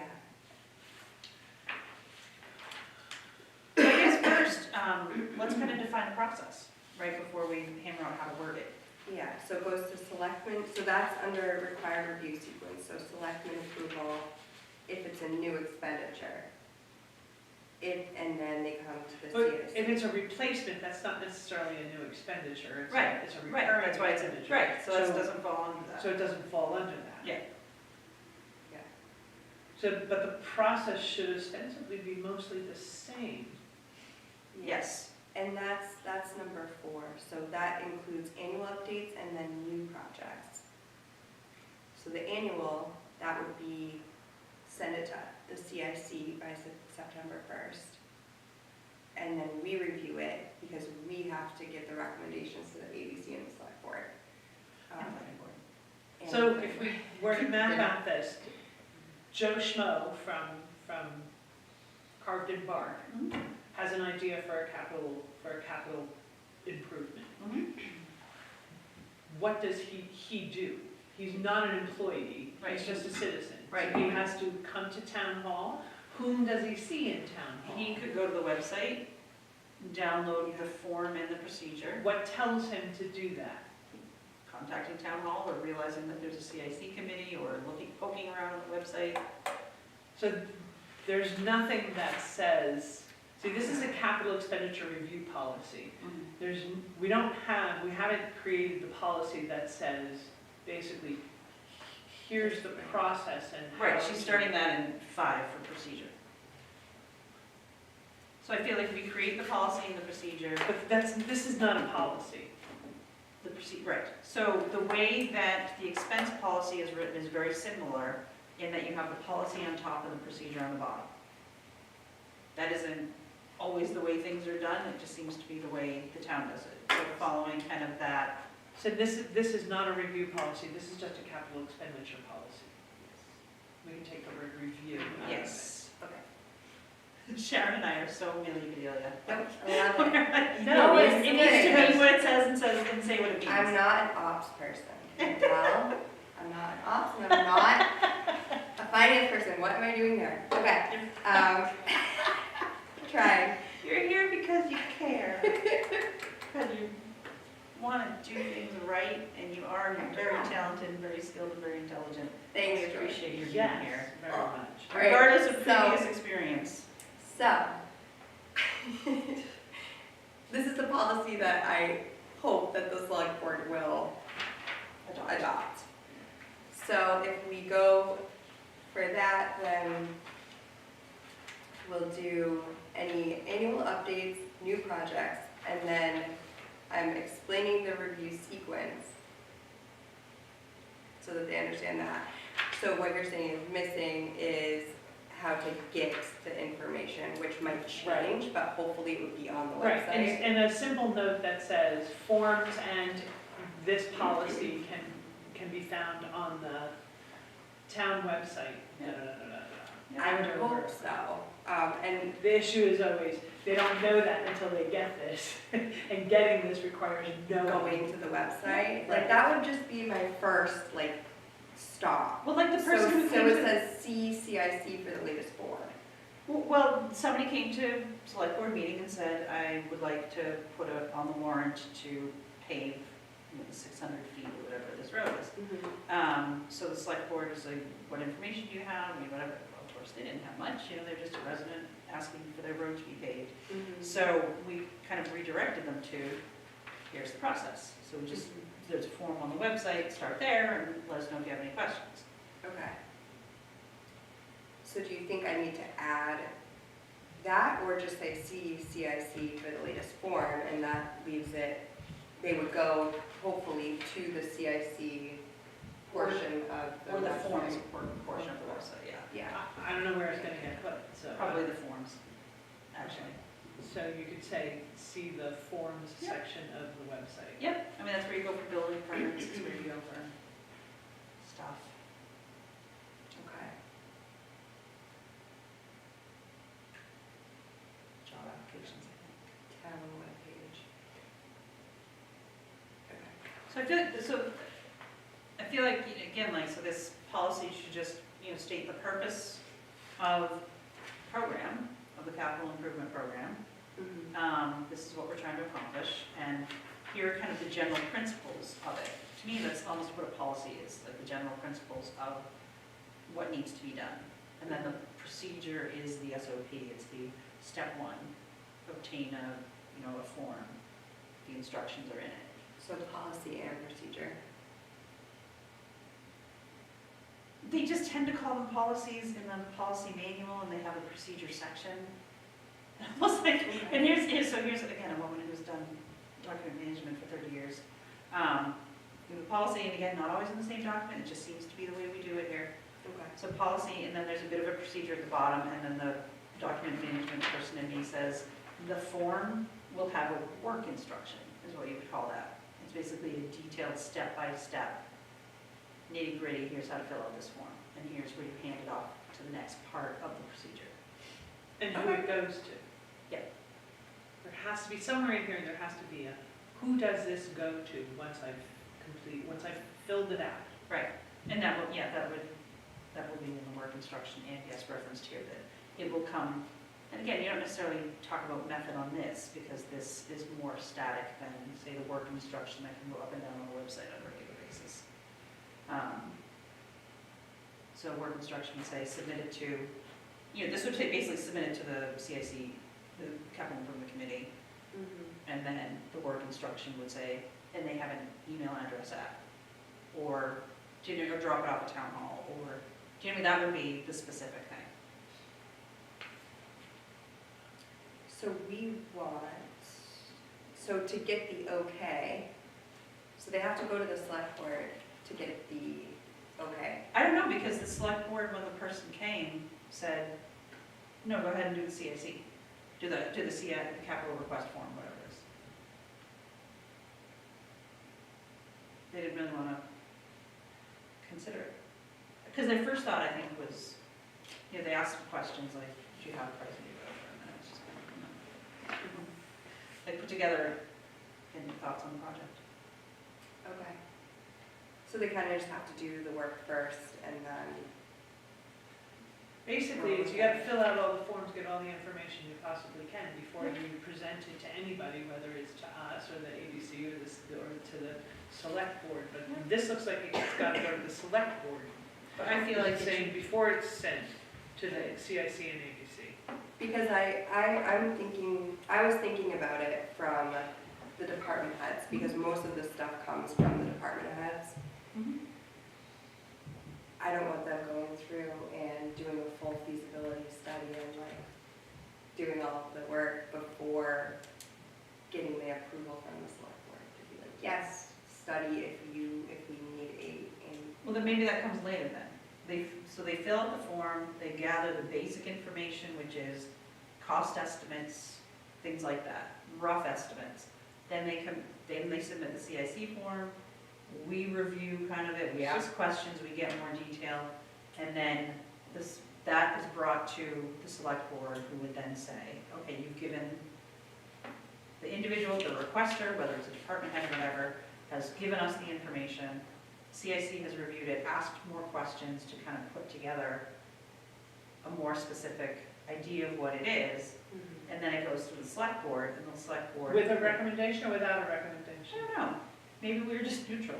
I mean, Well, then that's just an awful lot of work on us I don't- for then- no then maybe input, we no do. value, okay, then we do. right? Then we would say, given the information that we have, we do or do not recommend, and then the select board will take it from there, and then say, again, like, we'll use the example of the ambulance. A department head has requested an ambulance, it's an absolute new addition to the fleet, new addition to the town, new program, new department, all these things. So, we want as much information as possible, and I can't imagine the select board saying, yeah, go ahead, without any more information. So, it comes to us, we gather as much information as possible, and we present our recommendation to the select board. Does that make sense? Sharon's pondering.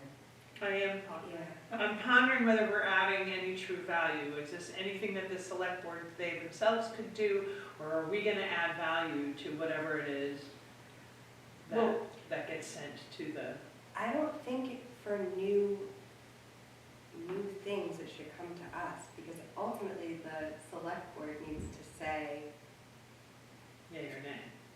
yeah, spend 5 hours putting together a report for the CIC to go, like, I feel like there just needs to be that initial step and that initial go-ahead. To tell someone what they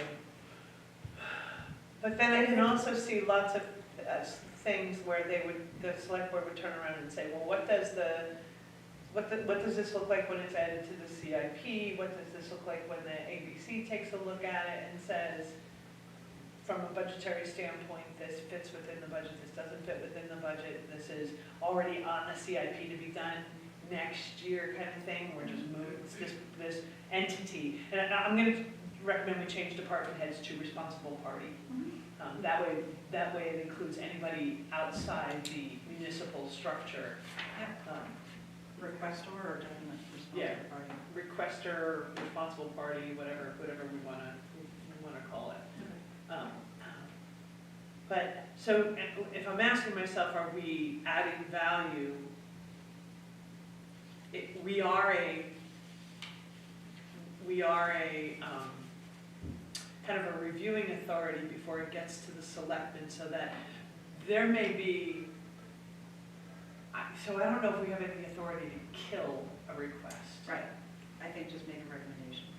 Right, but then, based on our recommendation, if, all three of us say, no, this doesn't make any sense to us, I would think that the select board would say, okay, we agree, therefore we don't have to spend a lot of time on this. The goal is to allow, in my mind, is to allow the selectmen to do their jobs as efficiently and expeditiously as possible. And if we inundate them with paperwork that has really that comes from us, that has no value added by us, then we're not giving them additional information to make their decisions on. Right. And I think that whatever we do needs to have some level of value added. Otherwise, we're just another cog in the wheel of bureaucracy, and we're Right. not And I really think- accomplishing anything. And I think the value add is to review and make sure there's as much information as possible for just the decision-making process.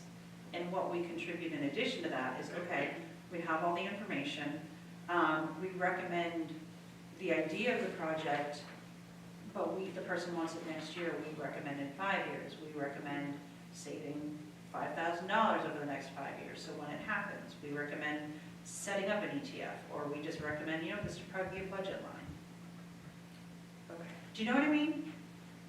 Yeah. I so feel like there's reverse a those lot two. for us to ponder and consider and recommend.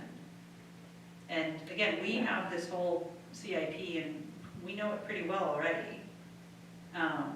So we also see where it fits into the big picture. Okay, so I would say that if they're going to add something new, then reverse one and move the selectmen approval, or just scratch it. I think just scratch it. What are we scratching? On the required review Review sequence, sequence? I was saying that the select board. Take the first one off. Yeah, the select board should approve it first if it's a new expenditure. But we have that all new CIP submissions and updates are due to the CIC September 1st anyway. So that would be for anybody, including department heads, anybody from the public or requestor. So we're not gonna have the selectmen approve it before it's sent to us. If we feel like that is putting more back onto the select I board. do, I think it's kind of putting the cart before the horse. I mean, If they if our want all elected of the officials are the information. final sort of authority, then they should have as much information from the get-go as possible. And so we can have it get submitted to the CIC. And the CIC can then move it to the ABC, and the ABC can send it. Each one of those entities then has a recommendation. Okay. And it may just be copied to the ABC along with what is sent to the selectmen, because at that point, it's just an awareness situation for the ABC. The ABC is not necessarily, they don't necessarily need to approve or disapprove it before it gets included in a full budget.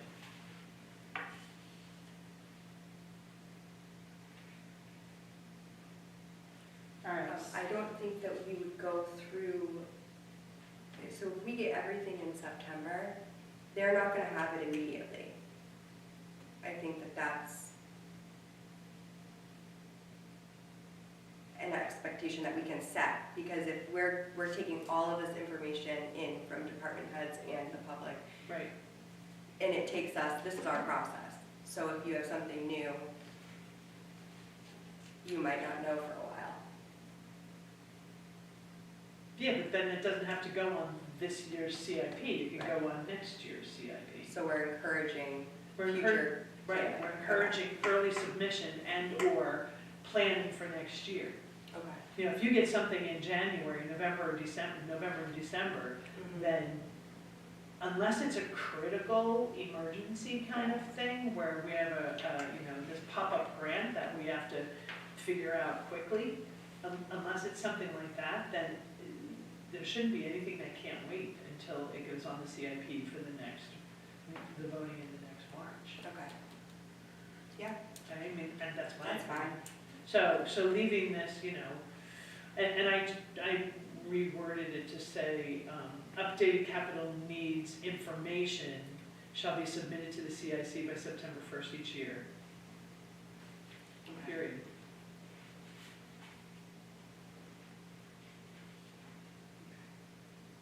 And I put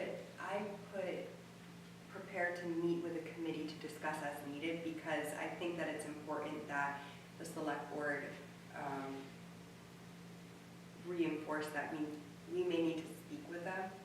So if they need to be called in, they need to make the time to come and talk to Well, I us. think we could put something in here as a second sentence that says the requester may be asked to present their information at a CIC meeting, that kind of Okay. thing. So that they know that we might be asking them to come if we have questions about it, or if we want to hear more about it, or understand it more fully, that we may be asking them to come before a meeting. Because I think that was the most helpful piece of this entire process, was actually getting people in here to describe what their new program is. We can say the requester should be prepared to present.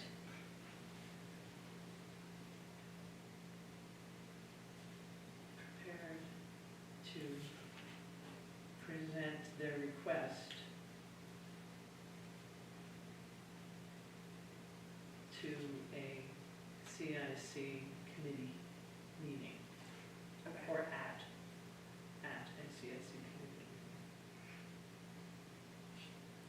As necessary, or as requested. Okay.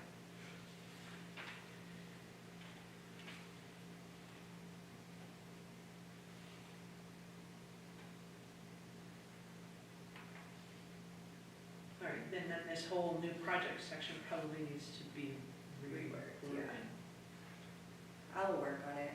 Yeah, just start with new, and go back to the original thing up here, new projects, programs, services, or expenditures. All right, I've kind of been chatting, wow, sorry, I'll stand up again. I've been chatting up some notes here, written down some notes. Chatting up some notes. Okay. Could I propose, Yes, here we go. or do you need to finish what your flow?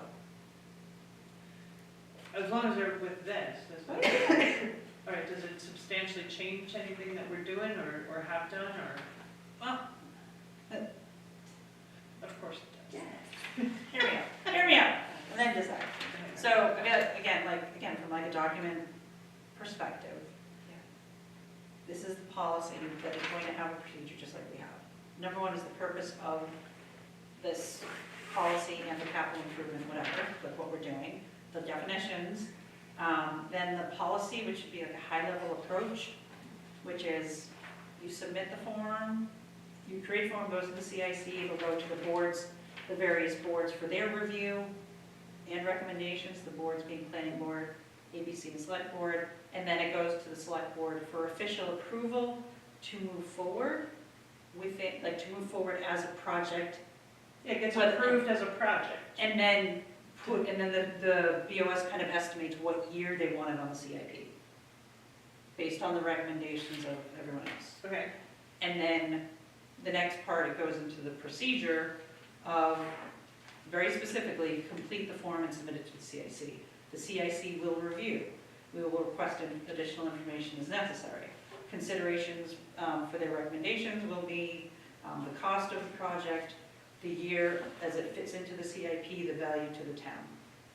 And then the CIC submits their recommendation to the three boards. The boards review. Do you know what I mean? Does that flow kind of make sense where you just describe policy as the high level, the procedure is, here's what you do, Yeah. and here's the responsibility. It goes to the ABC and the planning board and whatever, and they have X amount of time to review it, and then it goes up to the BOS, and the BOS. So do you mean, like, does that? So then do you just want to take what we did, this beginning pieces, and re-wicker this, instead of trying to give what you have to Tia to fix? I don't know. Tia give you the Word document and you can update it? I'm amenable to anything, Well, I think because you have all those notes on that piece of paper. and then, you know, did an outline form. Right, and I like it. that makes sense. I think we were trying to fit this into that format, whereas I think just taking this and having the format and redoing it would make more sense. Yeah. Would be more expeditious too. Okay, so then just what I need from you guys is again, like, just hammering out the procedure. So I feel like Yeah, the procedure is, comes to us by. go to the form, like, again, this is where we get more specific of. So I think Yeah. that there's a generic procedure, Mhm. right? Complete the form. And submit it to the CIC, you see the website of the form, see town hall of the website.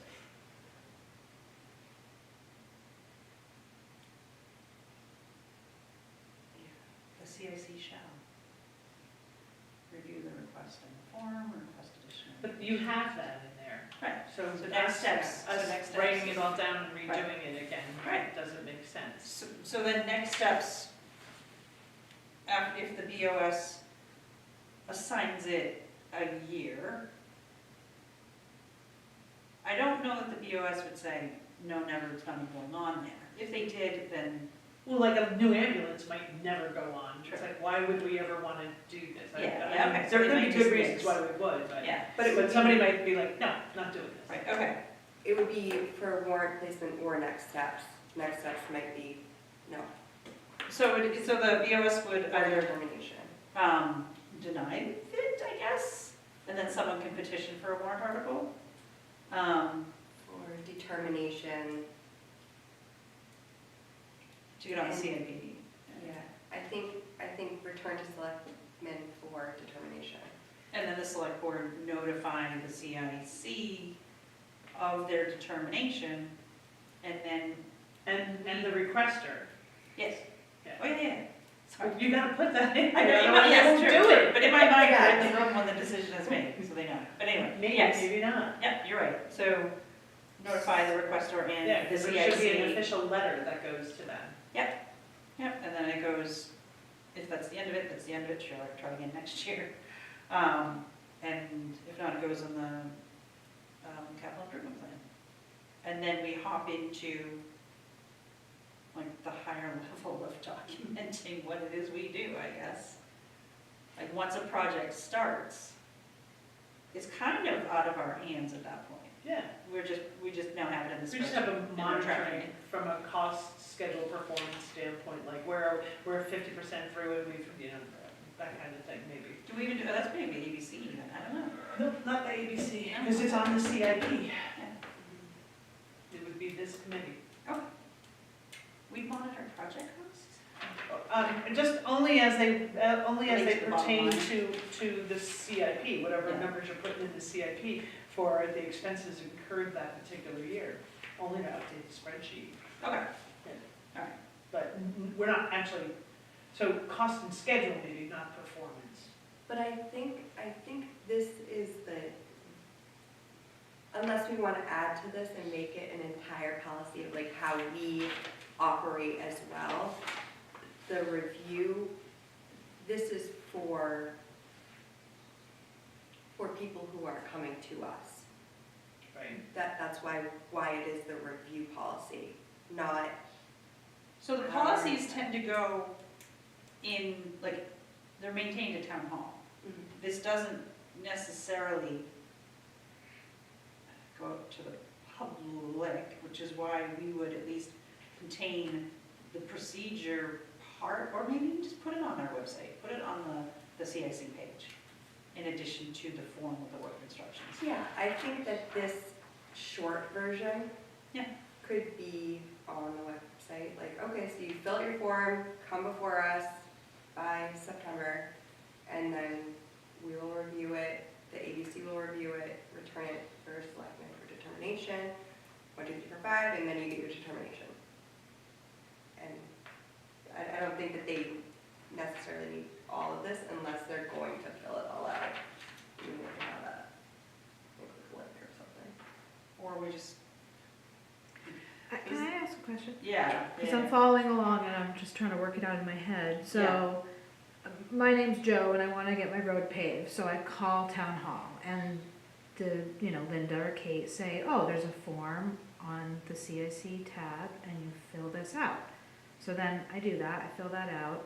How do I get it to you? Do I email it to you or does Linda or Kate get Right, it to like- you? Yeah, that would be in the work instructions, honestly, to be determined. Okay. Yeah, and that would be on the actual form, Yeah, this an Okay. instruction capital page with the improvement form. cost. And form. then you receive this form. And then do you have a review policy of how you determine whether a project is Yeah, worthy or not? you yes, know? that would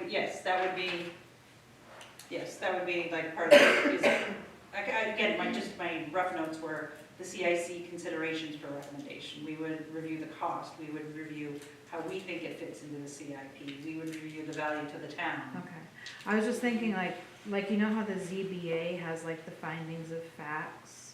And they go through like for every variance, for every case, they kind of go through, okay, number one, is this a hardship on any other, town or whatever? Or does this have regional impact? Does this have this? Does this have this? So I was just kind of thinking like We need to some define sort our of criteria. review. Yeah.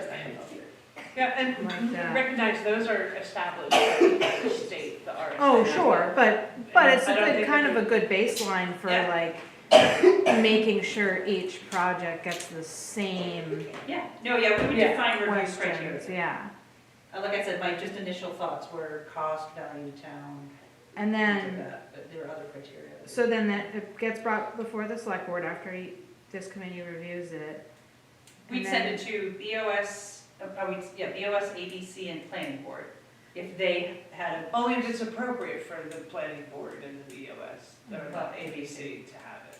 okay, And I mean, then, if it's not appropriate, if okay, they don't need it, if it's just like, yeah, okay, whatever. okay. Yes, they would probably get it if it's approved.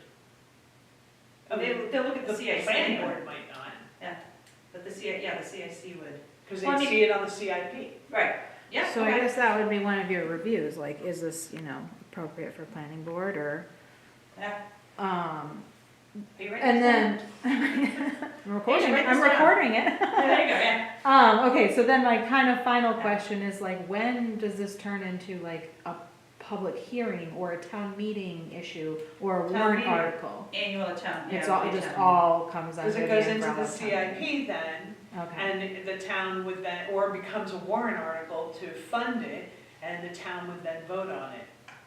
okay. I just was interested in the whole meeting. Yeah, Whole process, how process does of this work? it, yeah. Absolutely, Okay. absolutely. Thank you. Does that make sense? Yes, it does, yeah. Okay. Yeah, that's helpful. Yeah, and I mean, 99.9% of this is designed to keep us out of the crisis management mode, and hopefully planning ahead for replacements and. Right, you don't want surprises. No, and No. there are certain things that you can never predict, Sure. like the road washing out from a storm kind of thing. Yeah. And then you have to have, so at some point in this policy, there needs to be a little asterisk that says, if there's a emergency, like a road washout kind of thing, where some of these things have to happen more quickly, that They follow the emergency expenditure process. they would follow the emergency expenditure process, or at least a truncated version of this. And Yeah. we would still want them to have all of this information, because this is good information to make decisions on, Yeah. period. True that. So, okay.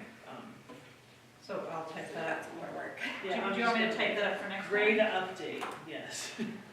I think so. Do you Okay. want? I think I have your, oh, do you have notes? Yeah. I have some notes, Yeah. and I think I sent it to you in a Word doc, but I believe you did, yeah. okay. So then that will be easier to edit, and then if you have I anything. do think we can still look at this request for proposal and quote requirements, because I think where it says any CIP expenditure must follow the select board's purchasing policy, and it says, see the select board for the most recent purchasing policy, the select board doesn't have it. They don't No, have we it. redid it.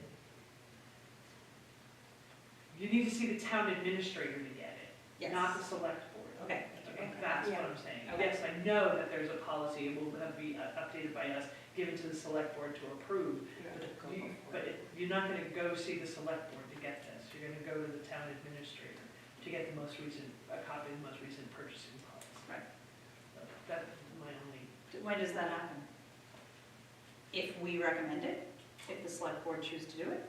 no, isn't that when that's part of all of this, you gotta submit quotes and proposals. Right, you gotta submit quotes and things, request for proposal and quote requirements. But how specific, how much information, again, this kind of comes back to your feasibility piece. Well, what's in the policy that we wrote? The selectmen, Right, but I'm saying, Purchasing in policy. order to go through this first round, like if somebody wants to spend $400,000 paving, that requires sealed bids. So are we just asking for 3 estimates? no, it says you have to follow the select board's purchasing policy. And the purchasing policy will tell you whether you have to get sealed bids or something else. So but we wouldn't have a citizen requesting a paving road seeking sealed bids. You don't, they might at least have something in there that says this will require sealed bids. Right? They still have to follow the purchasing policy. I feel like not yet. My thought is that if they're just submitting that form and they're just getting estimates to put in that form. We believe, based on talking to 3 paving companies, that the costs would be approximately to do this road, then that comes to us, and when we decide, yes, this is moving forward, it follows the purchasing policy. And that's why that's last. Right, this doesn't say the requester, it just says a CIP expenditure must follow the select board's purchasing policy and to see the town administrator for the most recent policy. It's not saying that, you know, I as a citizen who wants to see a new pavilion, that I have to do this. It's just saying this is the procedure, so the procedure or the piece is gonna have to get delineated as to when this part happens. Yeah, Yeah. again, I think, yeah, and I feel like that. My would only be- point was, it's not the select board, it's the town administrator. Mhm. The whole rest of it was wherever it fits. Yeah, but I feel like, again, like if it's an approved project, at that point, it's almost, if it's an external, if it's a resident, that it's almost kind of out of their hands at that point, using. Nobody's talking about whether it's a resident or not. This is the town's policy on Okay. how they're doing, on how they're conducting business, on how Yeah. they're doing capital expenditures, Okay, correct? So, So, We were kind of trying When we're ready to to help purchase. the select board too, because we didn't know if they had a certain policy they were, you know, were following. But you do have one, and you have a well, that's the one. purchasing policy. No, that's the one that she rewrote. Yes, yeah. That's this. so I feel like, again, that comes into play when there's an intent to purchase. I understand that. I'm not talking about that at all. Okay, then yes, yes. You're like way, yeah, Okay. we're on 2 different sheets. here. Yeah, so, I'm just talking about that when it comes time, wherever that process is, however that fits into the process, that when it comes time, you don't go see the select board for the most recent purchasing policy, you Okay. see the town administrator. yeah, Yes. yeah, I thought we'd already covered that, Yeah, like 5 minutes ago. I Yeah. thought, but we kept rehashing it and I don't know why. yeah. Okay. I think it's because that's like high level, and then referencing another policy that we also had to fix. We're just getting in the weeds, guys. Yes. That's why. Well, the problem is they've got to match, otherwise, Yeah. otherwise you have people going, I don't know what I'm supposed to do. Yeah. I don't know what I'm supposed to do. But I think this gives us a good start, and if Joy goes over the expenditure policy, Mhm. putting procedure into it, Yep. which is the nitty gritty and everything, on Right, how so to It says policy and Referencing. procedure. your buffed up new policy, purchasing policy for the select board to follow It and just- have access to. Yeah, it just uses the format that was already in place, it just, like you said, it just beefs it up, Yeah. just fleshes it out. Yeah, and then we make sure that every select board member has a copy of it, so they know what's going on. Right, it should be in their selectmen book that they get when they become selectmen. And then periodically, as policies change, they should be redistributed to the selectmen, so that, just like with the zoning board, whenever a zoning law changes, Kate sends us the new law, what the new law says, so that we can put it in our books and reference it. So, or she at least Many makes boards us don't aware. have a book or anything. Create one, they should create one. What does the planning board reference when they make decisions? Mark. They reference Mark. Okay, We do so, our own research, right, our own. okay, so as far as this is concerned, we're just gonna let Joy update it, and then in this kind of, Please, and thank you. format, in the policy procedure format, and then we'll go from there. Okay. It'll look so much nicer once it's in the right format. Right. Instead of just me trying to figure it out. Right. Yeah, but so that's all I had for updates. And that gives us a lot to do, because I think that we should have that as a recommendation in our report. I also, and I think it's important to have each of those steps in there, considering grants, considering any new expenses, considering updated CIP.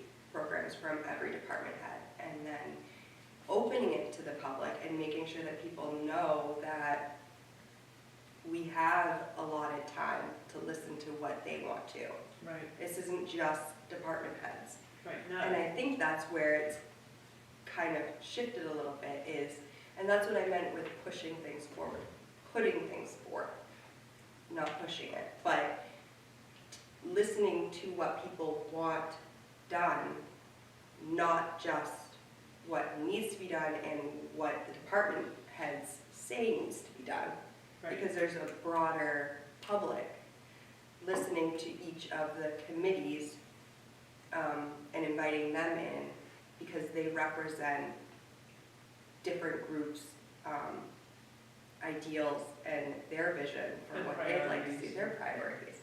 And then we can have a better, more like holistic view of what should be put forth from a project standpoint. from projects. I Yeah. think part of this is, and part of it is that it's so overlapped with master planning that I think we have to be careful so that we're not setting out a vision for the town. We're acting on what the Madison planning, not planning, the Madison master plan folks have created as a master vision and using that to implement Yeah. specific projects, whether or not they fit the master plan. Right, and that's one of our determiners too, Yeah. or determining factors. Yeah, she's adding that to the. Adding it right now. Yeah, and that's what this one did way back then, when they aligned a lot of this with the master plan. They even suggested creating a word parcel master plan, Is- pedestrian walkway and bike path projects. Can we? And you've seen the charrette, that's what the word. Yeah. Yes, sure. actually, I checked it out from Sloan. That is a really cool document. I wish- And it's up I wish on, half it's of it up had online. It's on, Yeah, it it's is on right. the front page. But But I I'm gave me a wondering, printed copy when I started. so. yeah, I'm wondering if there's Yeah. a way to undo this and see if we can get other copies of it, or at least maybe get it scanned in so that we can have a copy of this. I wonder if that is somewhere. You right? If I Google it, is it somewhere? Oh, maybe. Well, the town should have a copy of it. The planning board should have a copy of it. Maybe take a picture of the front of it and send it to Kate and ask her, do you have a copy of this? Maybe she does. I'm sure they do. Or the Historical Society. What's it called? Capital Improvement Program, 2006 to 2011. And Kate did send me the last one that they updated, but it was this, like this. Yeah, that's the actual capital improvement spreadsheet. Yeah. I'm looking for this. Yeah. What is it, 2006? 2006 to 2011. Tia, did you say the school gave that to you? Yeah, Heather Sherwood had it. She just happened to have it. Yeah. I wonder if it is here at the library, because they have a whole reference Also, maybe section. they, I'll run up after the meeting. and Yeah. check it. Yeah. So, sorry to get so into the weeds on that, but I think we need to have a working policy and procedure, so it's fine. But that was all that I had for my update. And I think that going on to an update from Sharon, an update Yeah. from Joy, that will kind of dig And then we'll more go back into into this CIP recommendations to the Board of Selectmen. Yeah. I just want to.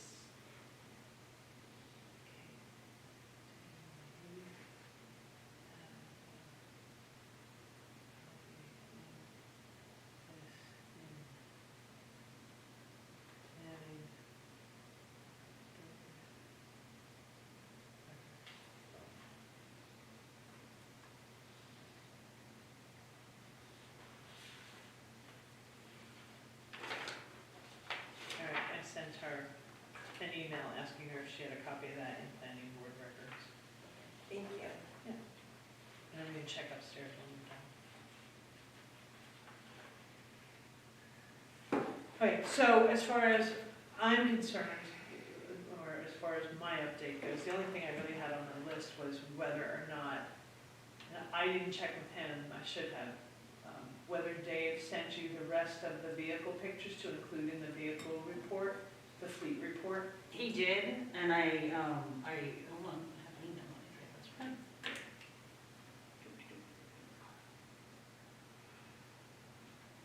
Nope, not yet. I did only follow up with him again this morning, so,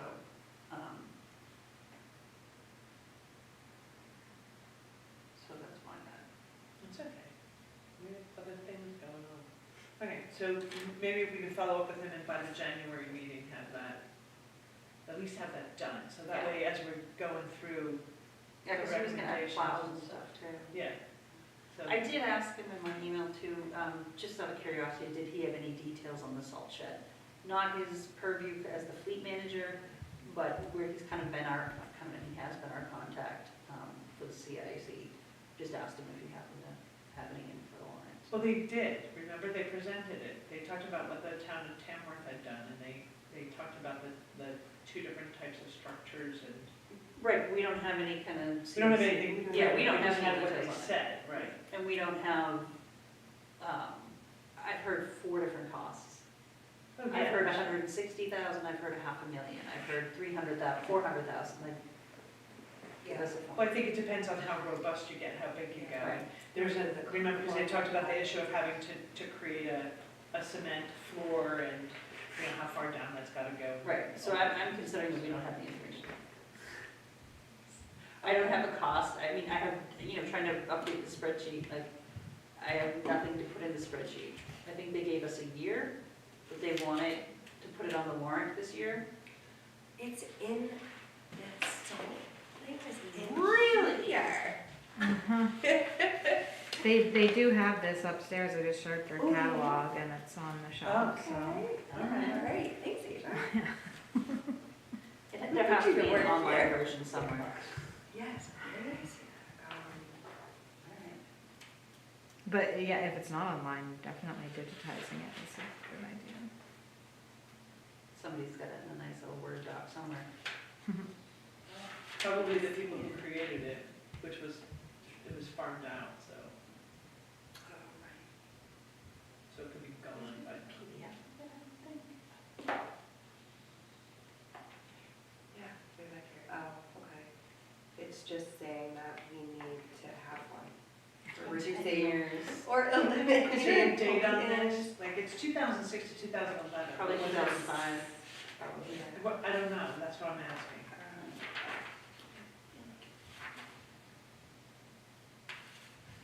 There's nothing on the bottom, like on the bottom of there that says the date or anything.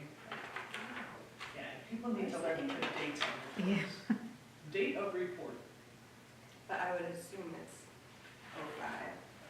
I don't know. Let me go to the 05. Because I, I'm gonna get that. You- Are you gonna get a cough? I'm gonna beg you to go by Pine Sharon. Please. Thank you.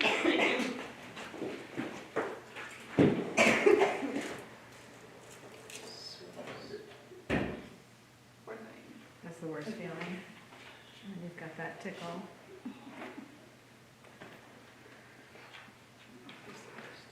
I like, if you see me like doing that during a meeting, it's because I'm not trying to take my pulse, I'm trying to stop the Just checking your heartbeat. clock. Still here, Still alive. heart's racing. All right, where's the version? Okay.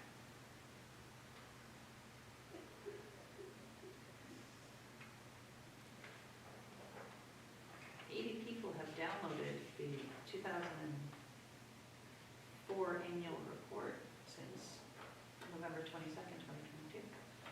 I need to go to the 2025.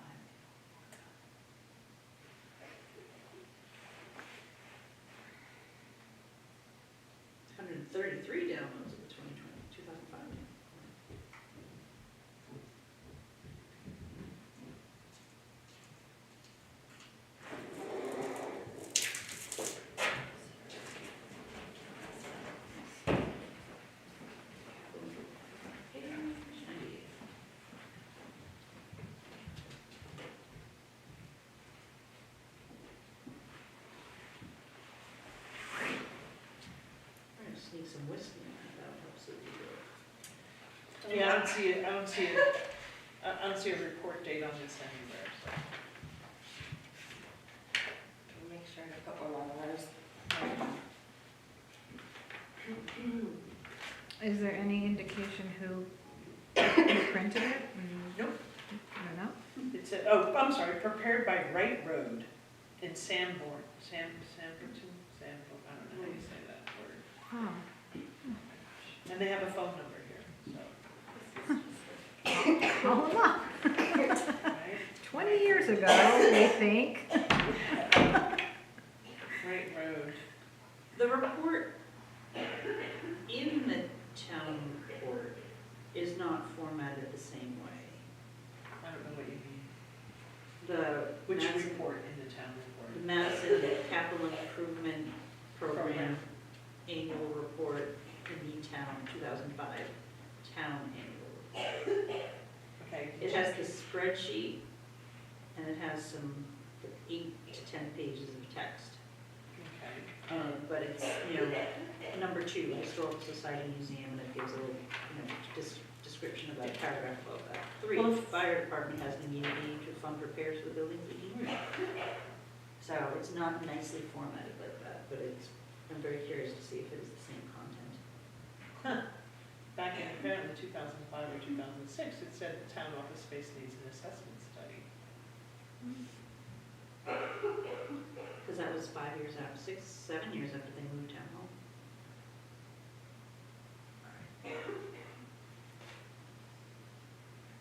So anyway, fire station exterior improvement project.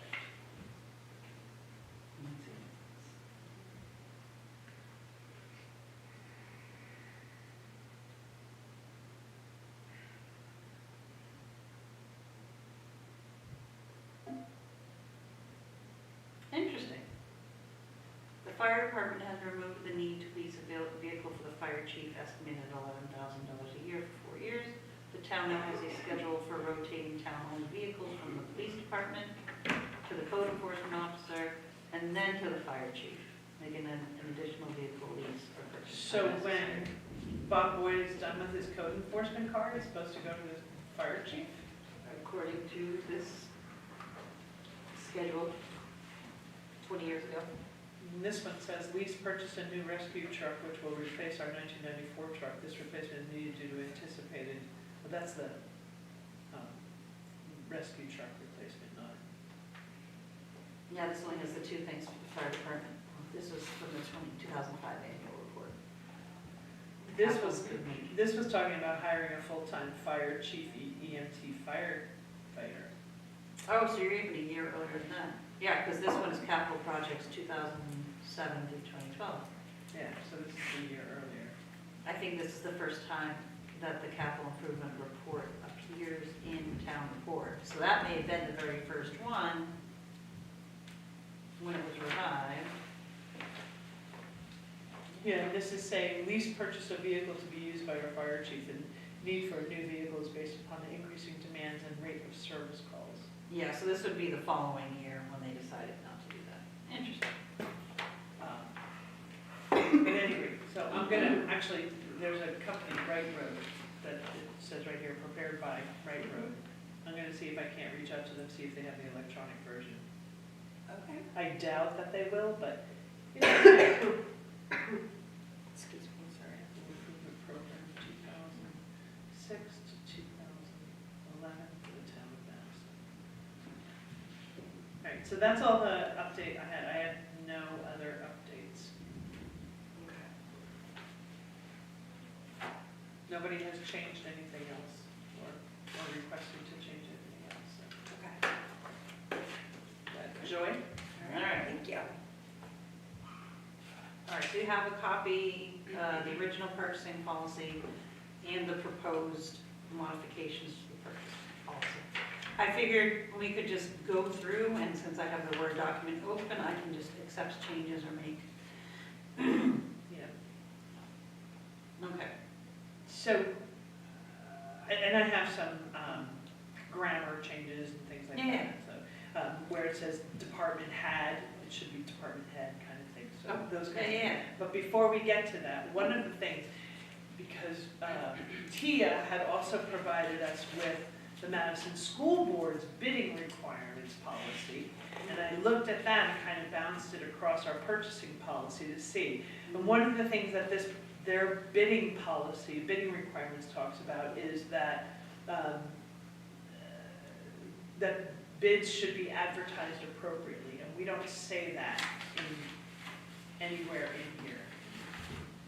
Okay, all we say is that goods and services estimated or more require completion of a capital expense proposal form and a request for sealed bids, providing detailed specifications to bidders to be reviewed by the Capital Improvement Committee of the Board of Selectmen. I think somewhere in there it should also say that these requests for sealed bids or proposals shall be advertised appropriately.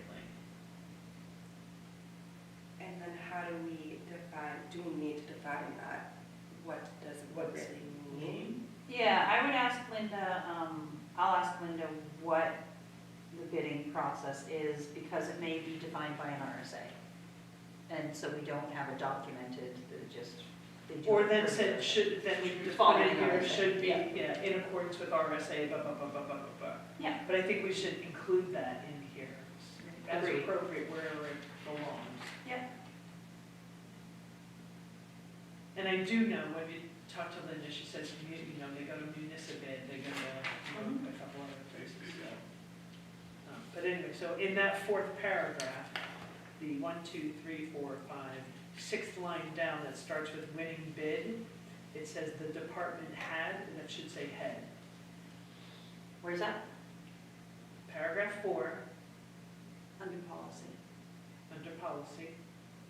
1, 2, 3, 4, 5, sixth line down that starts with winning bid. Yes. Okay, where it says department head, it should be department head. Yeah. And then after where it says shall complete a purchase requisition and the contract for services, it should say and submit the contract for services to the Board of Selectmen for approval prior to the goods being ordered or the services.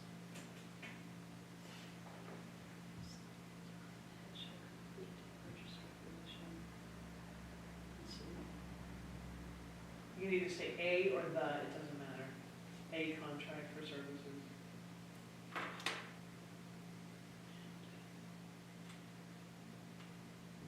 Shall complete a purchase requisition and submit with the contract. Sure. With the contract for services to the Board of Selectmen for approval. Yeah, prior to the. Prior to the goods being ordered or Yeah. the services. Under procedure, paragraph 1B, the bottom line, Mhm. where it says, and RFP/RFB 2, it should say the Capital Improvement Committee.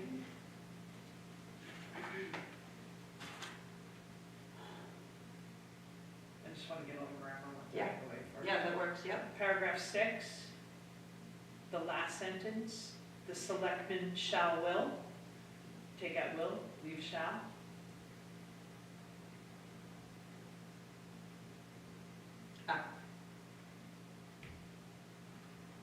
Okay, and then the very last paragraph, policy and procedure originally adopted, this is disconnected from what's at the bottom of the page on the right-hand side, which calls this revision 3 from 08/09/2022, which Yes, is this that would be date. revision So I don't, 4. If approved, this would be revision 4, and then the date would be to be determined. but, That was just the header from the footer from the original. So this Right. would become revision 4 with whatever the date is that it's adopted. but is it, because it only shows 2 revisions up here. Revision 1 was May of 2003, revision 2, oh, it should be actually revision 3. In the body where it says the policy and procedure, there's two revision 2s that should say revision 3 for that second one.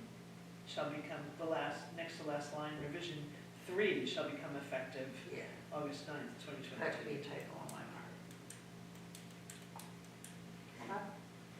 Okay. So yeah, that would be updated. So we say revision 1, it's, Again, this just could have been my retyping typos, so. no, I understand, but it also doesn't read the same. It says revision 1 become effect, should say became effective. Yeah, I'll look at, yeah, probably. And do we have to put the shall become effective the same way the other ones Yeah. are? I'll fix that.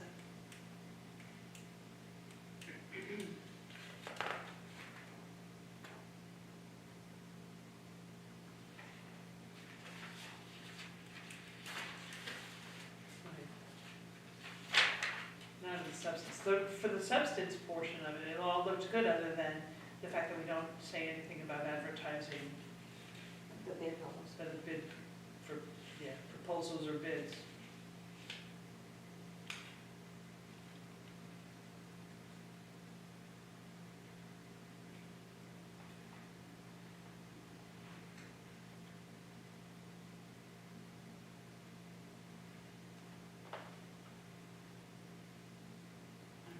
So no other feedback on content? Yeah, no.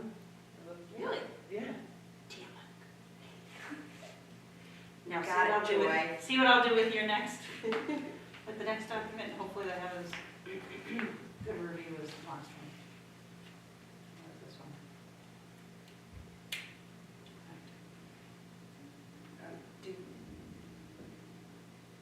Do you submit this?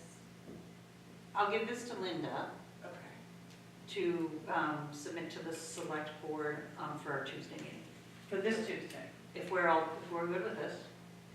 Okay.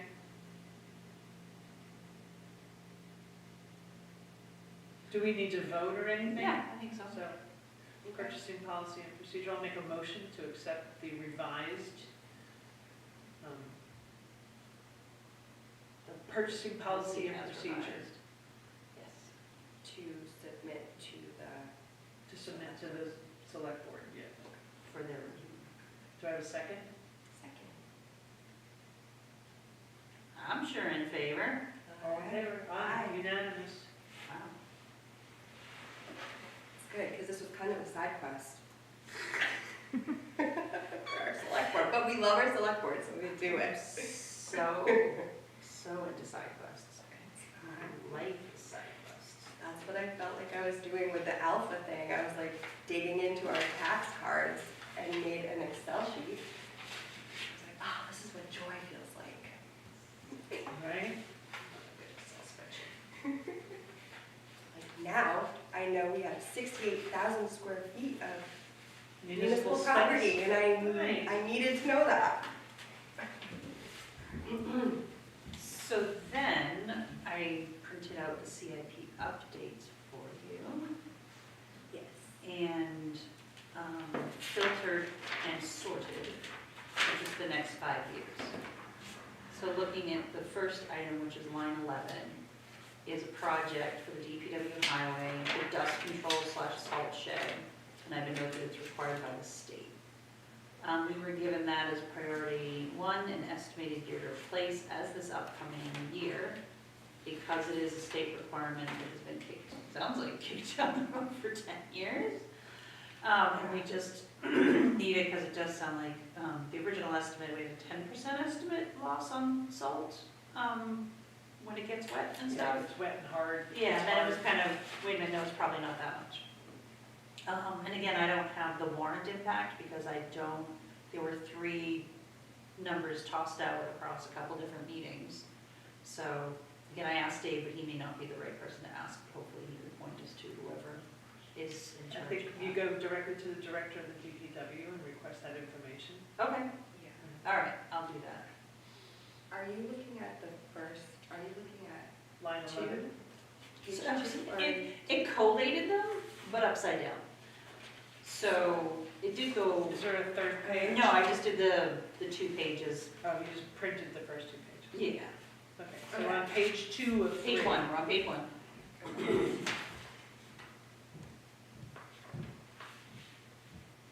So page 1, the top line of Page, content. line number 11. Line number 11.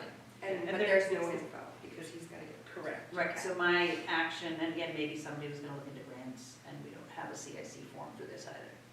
I don't believe. I don't think so. Okay.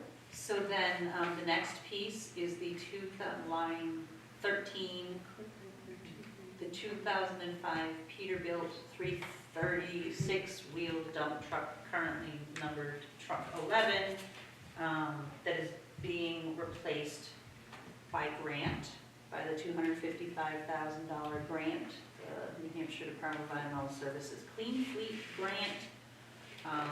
Purchase before financing is $365,000. That includes the $226-ish thousand purchase of the truck itself. And we received 3 quotes for dump body and plow. So the select board decided to move forward with the least expensive option, which was 130 something. So that might actually bring that 365 down a little bit. Maybe $10,000 or so. Well, we still have to pay for it first. So you still have to leave the original amount on there. Oh, yeah. No, I'm just saying the purchase is now going to be approximately 355-ish because we, yeah. And I did mention to them that the purchasing policy does, that would require a sealed bid per the purchasing policy. I was told that getting 3 quotes was effectively the same thing. I disagree because getting 3 quotes, there can still be communication with the different vendors about, it's like, we have a reason for a sealed bid process. So I was poo-pooed on that. Well, I was gonna say, haven't we already signed didn't the selectmen sign the, This was a separate piece. This was just that came before us in the last Tuesday meeting for the dump body and the plow. They obtained 3 quotes for that. And I pointed out that, given the expense of it, it's over $10,000. right, that would follow the sealed bid process, and I was poo-pooed. Well, you follow the procedure. Well, That's the whole issue, right? yeah, The transparency. So the purpose of having sealed bids is so that, what? We're So- not Well, going for something that expensive, we're getting objective, this is what it costs, not kind of, I don't know.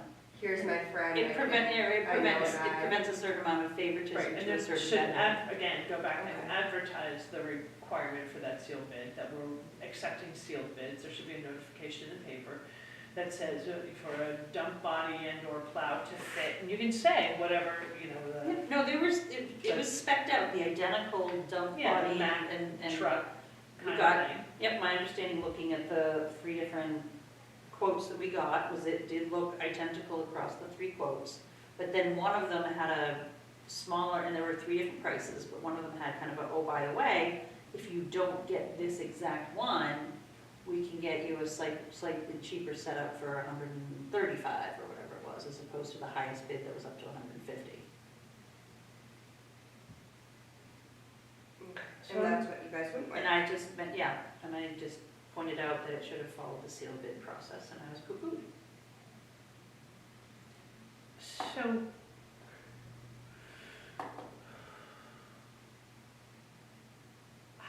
I don't understand how they poo-pooed you. I mean, there's the purchasing policy, it's in black and white. What part of that are you not willing to follow and why? And you have to follow it. Like, It's a it's your policy. policy, so is it based off of an RSA? I believe there are RSAs around sealed bids. I feel like I even pulled them up when I was writing our policy to do it. Because we just also want to protect our town and our select board. It's like if you're supposed to be following that, and if it's not just coming up, the policy is not just made. So I'm gonna go back to this because I'm trying to figure out. Is it RSA 41? Oh, did I? 41.9, yeah. Well, it's on the purchasing policy up here, Okay. 41.9. But it says, I'm looking goods at and these. services estimated to cost $15,000 or more. This is even under the old policy that we had Right. before we revised it. Yeah. Will require a request for sealed bids, providing detailed specifications to the bidders, followed by a purchase requisition and contract for services to the board of selectmen for approval, prior to the goods being ordered or the services scheduled. Well, at least they followed that part of it, they did something, they got 3 quotes. So in New Hampshire, sealed bids refer to formal confidential offers submitted for state contracts or property sales governed by RSA 21-I, is that what reference? This is 41.9. Oh, so this looks like, so 40, the 40s I think are the towns and municipalities, 20 might be the State. state stuff, so let me get in there. And this is $15,000 or more because the dump body and the plow. The dump body alone was 100 probably something. Well, because it's saying it's because we have the offset. The truck itself was only 229, 229. Yeah, something like that, 220, yeah. Okay, so we have 25 grand left over from that, so 25. So you're talking about $135,000 thereabout with regard to dump body and plow. It's counting. Again, this is all sort of after the fact, because, again, we didn't follow any Not real to begin. procedure to begin All right, with. what's the reference? 41.9. Is there a requirement to have a dump body and plow, or is that just like, no, it makes sense to have the dump body and plow? But was there a requirement document that showed not just replacing the vehicle, but replacing it and putting a dump body and plow on it? I can't recall what our proposal for the truck was in our grant. I mean, I know I'm talking about I even was before told- the grant. Yeah, I was told that that makes the truck more useful, to have the plow on the front and the dump body so that it can have multi-uses. I've also been told by folks that that's too heavy to have, because the front end alone is 24,000 pounds, that trucks of that type are typically 16,000 pounds on the front end alone. And then adding the dump body and the plow adds a lot of extra weight. But it's all-wheel drive. So, we're kind of down the road, they've already done this, right? Yeah. Well, Just they, I wondering, mean, like, I'm CYA, like, part of if the they're they. supposed to be following this. and Because they not. are supposed to be following Yeah. this. So then what is the response from the electorate when the town doesn't follow its own procedures? I don't know, because I'm sitting at that table and saying we didn't follow our policy. Did you vote, did they take a vote to accept the bids or the quote and go with a specific and sign a contract? I don't remember. Because I would say if they did, then you should either abstain from the vote or vote no. I would think. Yeah. It I seems don't like recall if if there was a vote, I don't recall. it seems like if you're going to vote to not follow the policy, like you should have to vote to not do it. Like, we're not gonna follow the policy, and then make it a point and then proceed. Right, we're gonna propose and second a motion to disregard the purchasing policy, the Yeah. established purchasing policy. Okay, now that we've done that, and it might be because we're in exigent circumstances, we've gotta get this thing done.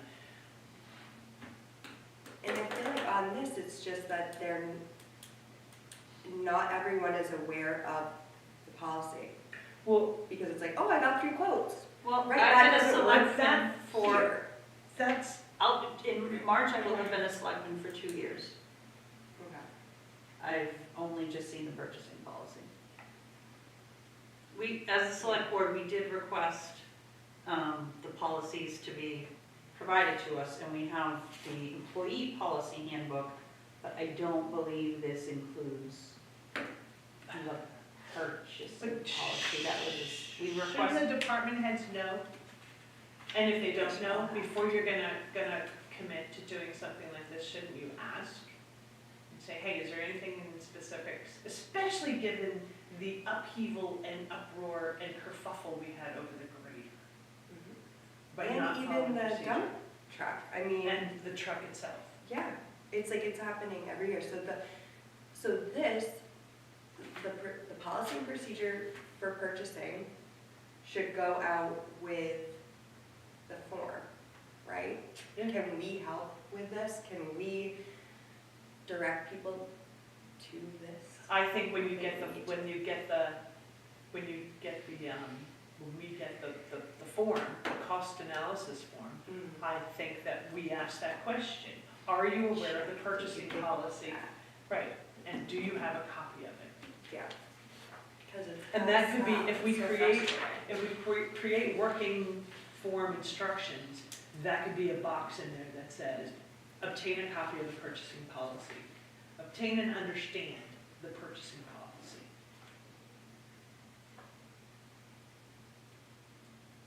I'm making a note, but I think it needs to go onto your form. Well, I think there needs to be a cover page to this, Okay, cover page. a cover page that has instructions and additional information about what goes in the specific. And before you even get to filling this out, Yeah, have you obtained a copy of the purchasing policy and procedures? okay.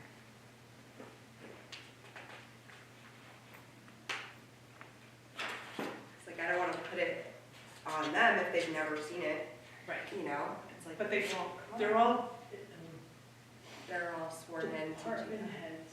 I'm not even talking about selectmen, I'm talking about department heads. The department heads should know. Yeah. They're the ones predominantly doing the purchasing, Yeah. and the town administrator should be advising them.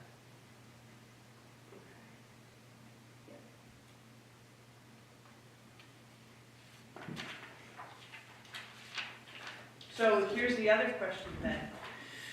Going back to this policy and procedures, here it is. Failure to comply with the above policy may result in disciplinary action by the Board of Selectmen for the town's personnel policy. Do you do personnel? No. This is the personnel handbook that I got, that I requested when I first started as a selectman. I didn't realize that there was there were policies outside of, well, I asked for all the policies and I didn't pay attention until recently that this didn't have Well, how would you purchasing know? policy. There should be a list that says these are all the policies of the town. And then it should be included in a book that every selectman gets. Linda indicated that there was no book of them, they were just in different places, but she could assemble She them could, for us. I was gonna say she should assemble Yep. a binder. and Yeah, put it she said she together. was going to, I just have to follow up She on was- that, which can again come up in the context of presenting this policy. But the old policy, which exists and was signed in 2022, the current policy, I should say, not the old, says specifically, failure to comply with the above policy may result in disciplinary action by the Board of Selectmen per the town's personnel policy as the same may be amended. This is signed by the then Board of Selectmen at the time, Josh Shackford, Mike Morrow, and John Arruda. There would, in my estimation, be no excuse for the DPW department head to not know that this policy existed since he signed it.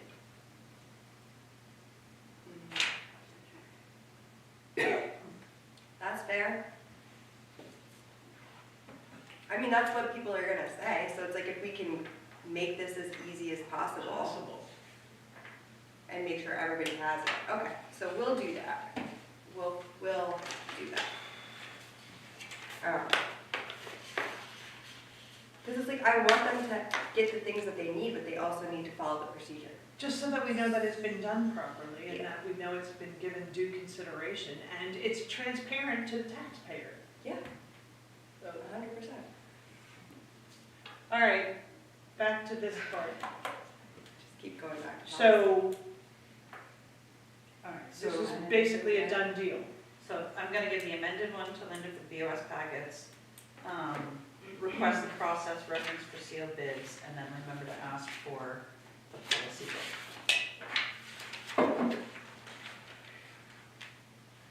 Okay. I feel like there's one more thing I was supposed to do. Okay. and then- We were just trying to see if there is an RFA, if it is actually. I'm not finding one at first, and it does not appear to be in that RSA reference, so. So it seems to me that if there is not an RSA, there should be a town policy. Yes. Yep, so I'll see if that is one of, if that's separate, or if there's a process, there's an SOP they follow, I have that in my A notes to follow. checklist, Yeah. anything. Yep. Yeah. Okay. All right, so the next item was the replacement of that truck, the pump that sources the grant. The grant is expected to be $255, the cost subtotal will be $110. Interest rate, Dave estimated at 6.49. That means the total cost, including interest, will be $160,000 to the town, but the warrant will reflect the full $365,000.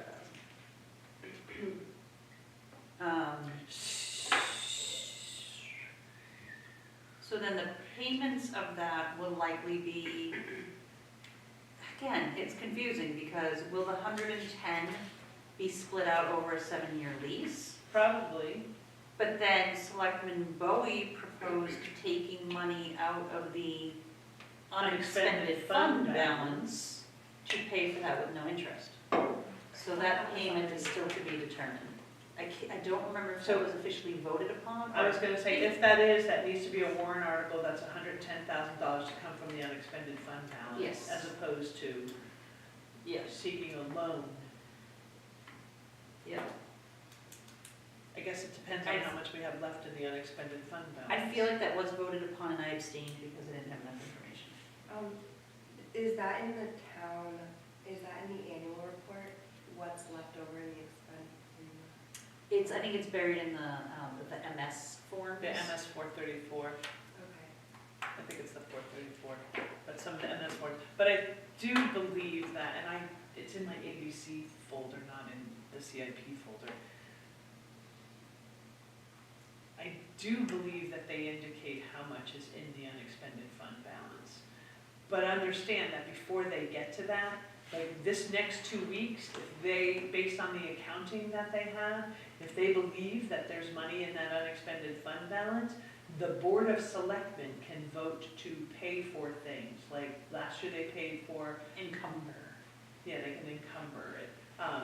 They paid for, or encumbered money to cover flooring, they encumbered money to cover the cost of a defibrillator for the fire department to the tune of it was $83,000 Total. in costs that were not in the, this is not my budget, they were not in the budget, but they're costs that came up, and the town did not vote to do that.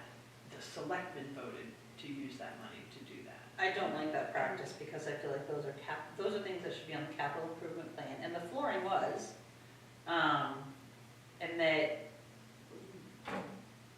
we shouldn't be spending the money like that. I feel like it should be approved by vote at town hall if you're going to spend $40,000 or whatever to fix the pumper on a fire truck. Yeah, that's Yeah, the other why- thing. And if it's like a $20,000. Did it break this year? Was it an emergency? No. No. Okay. Yeah, this is an emergency, this is just, hey, we have unspent funds at the end of the year. And I'd like to spend them. Tough cookies. Well, we have to get, You gotta me get and 5 my people to colleagues, agree to me and my that. colleagues Yeah. to hear that and say, no, it's not, we want to spend money. So if it just sits in that fund, what? Usually what it then ends up happening is, depending on how much is there, the state says that we can use that money to reduce the taxable burden on the taxpayer for this coming year. So they say I'm gonna make up numbers, there's $500,000 in the unexpended fund balance. The selectmen can vote, discuss and vote that they're gonna use $300,000 of that to pay down the tax burden before, so we have, $4 million in a tax burden. Now we only have $3,700,000 that you're gonna actually get your tax bill for, because they used $300,000 to pay pay down the tax bill. Well, that It's seems your more tax- appropriate I, than just spending on things that Things need that to be planned for. correct. So what, So part of the issue is making the department heads and the budget folks who are supporting the department heads with putting together their budget, making them understand and making them see that you need to be looking forward, you need to be planning for things. We not recognize, chasing your tail. right, we recognize that there are emergencies that come up, and I'll go back to the road, because the road was an emergency when Colby Hill washed out. Yeah. We took the money out of the unexpended fund balance to pay for that road to get fixed. Yeah. That's where it came from, and then it got most 70% or 80% of it got reimbursed to us from FEMA, which then went back into the unexpended fund balance and beefed it back up, Okay. so that they could then use some of it to pay down the taxes the next year. And is there a certain amount that needs to stay in that? Yes. Yeah, but it's not that much, it's only like 2%. No, it's higher than that.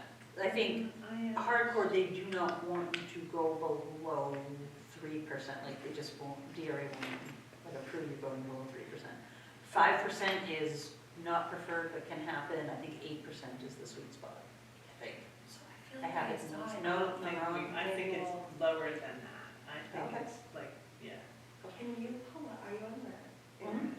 Can you pull up the town report from last year? Because I feel like I was just reading it.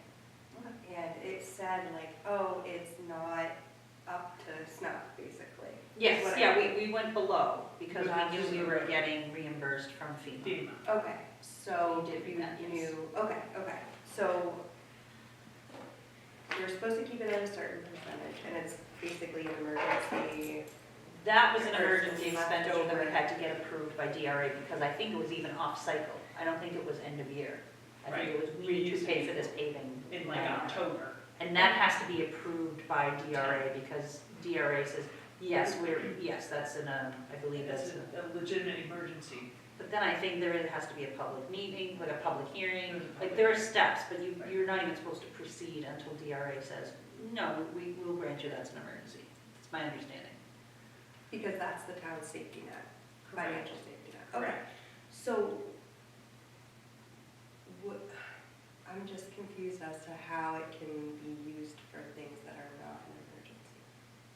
Because Because it's the the end of select- the year. And the selectmen have ultimate authority over the bottom line. Okay, I know, I guess for me, reading the budget law and reading about appropriations and expenditures and, kind of going through that stuff, to me, the principle of it all is you don't get to spend it unless the town approves at a town meeting.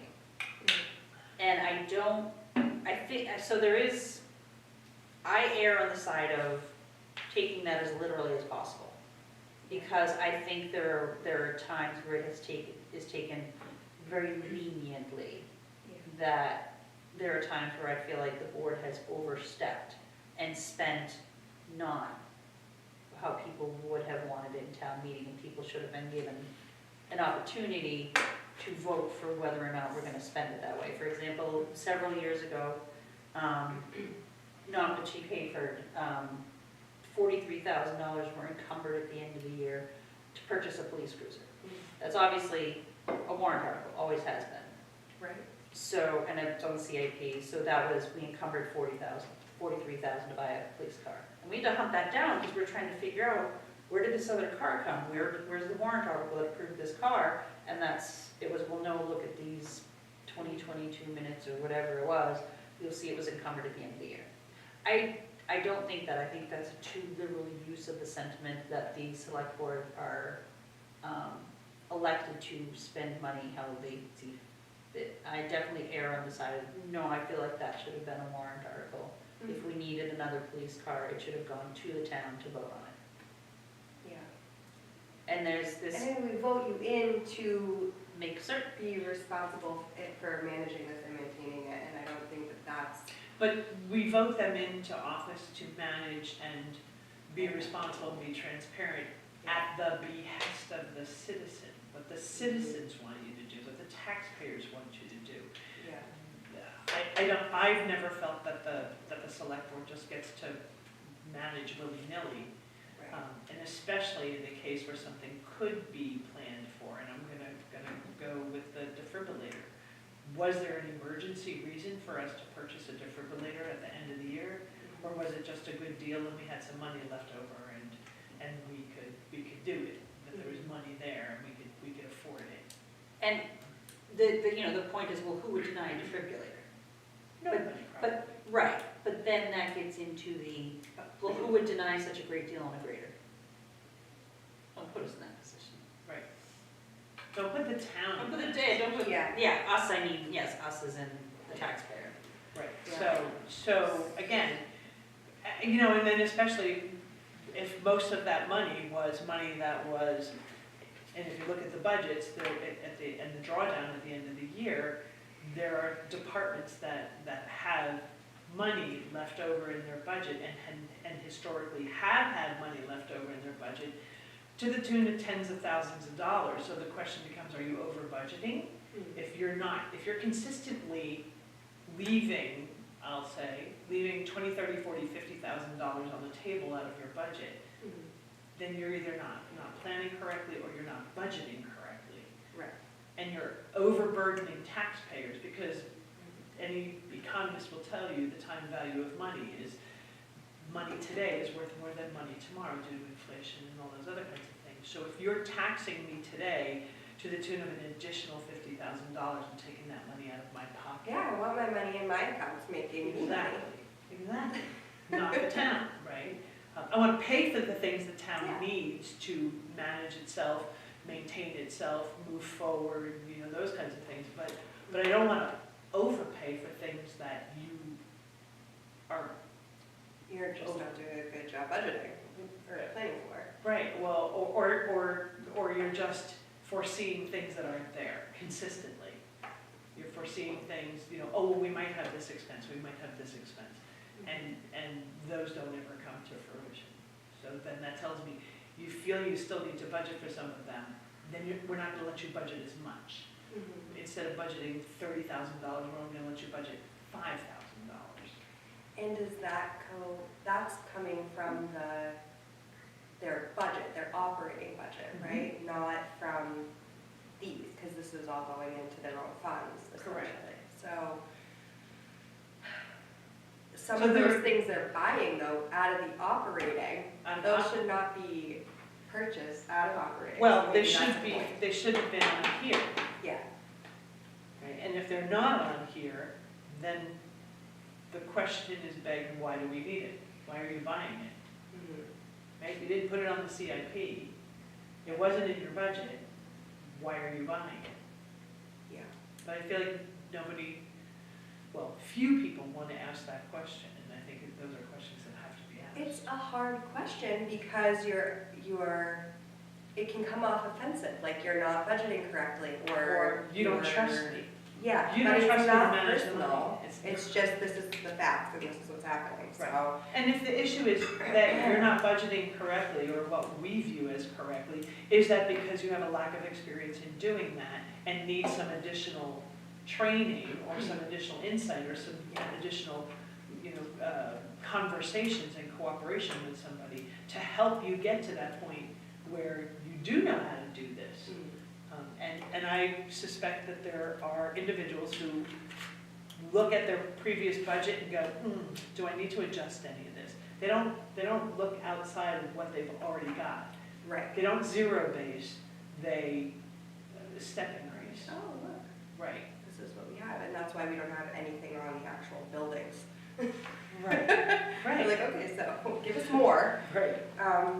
Okay, all right, well, I don't know if that's something that we help with, or if that's just select board follows the procedure.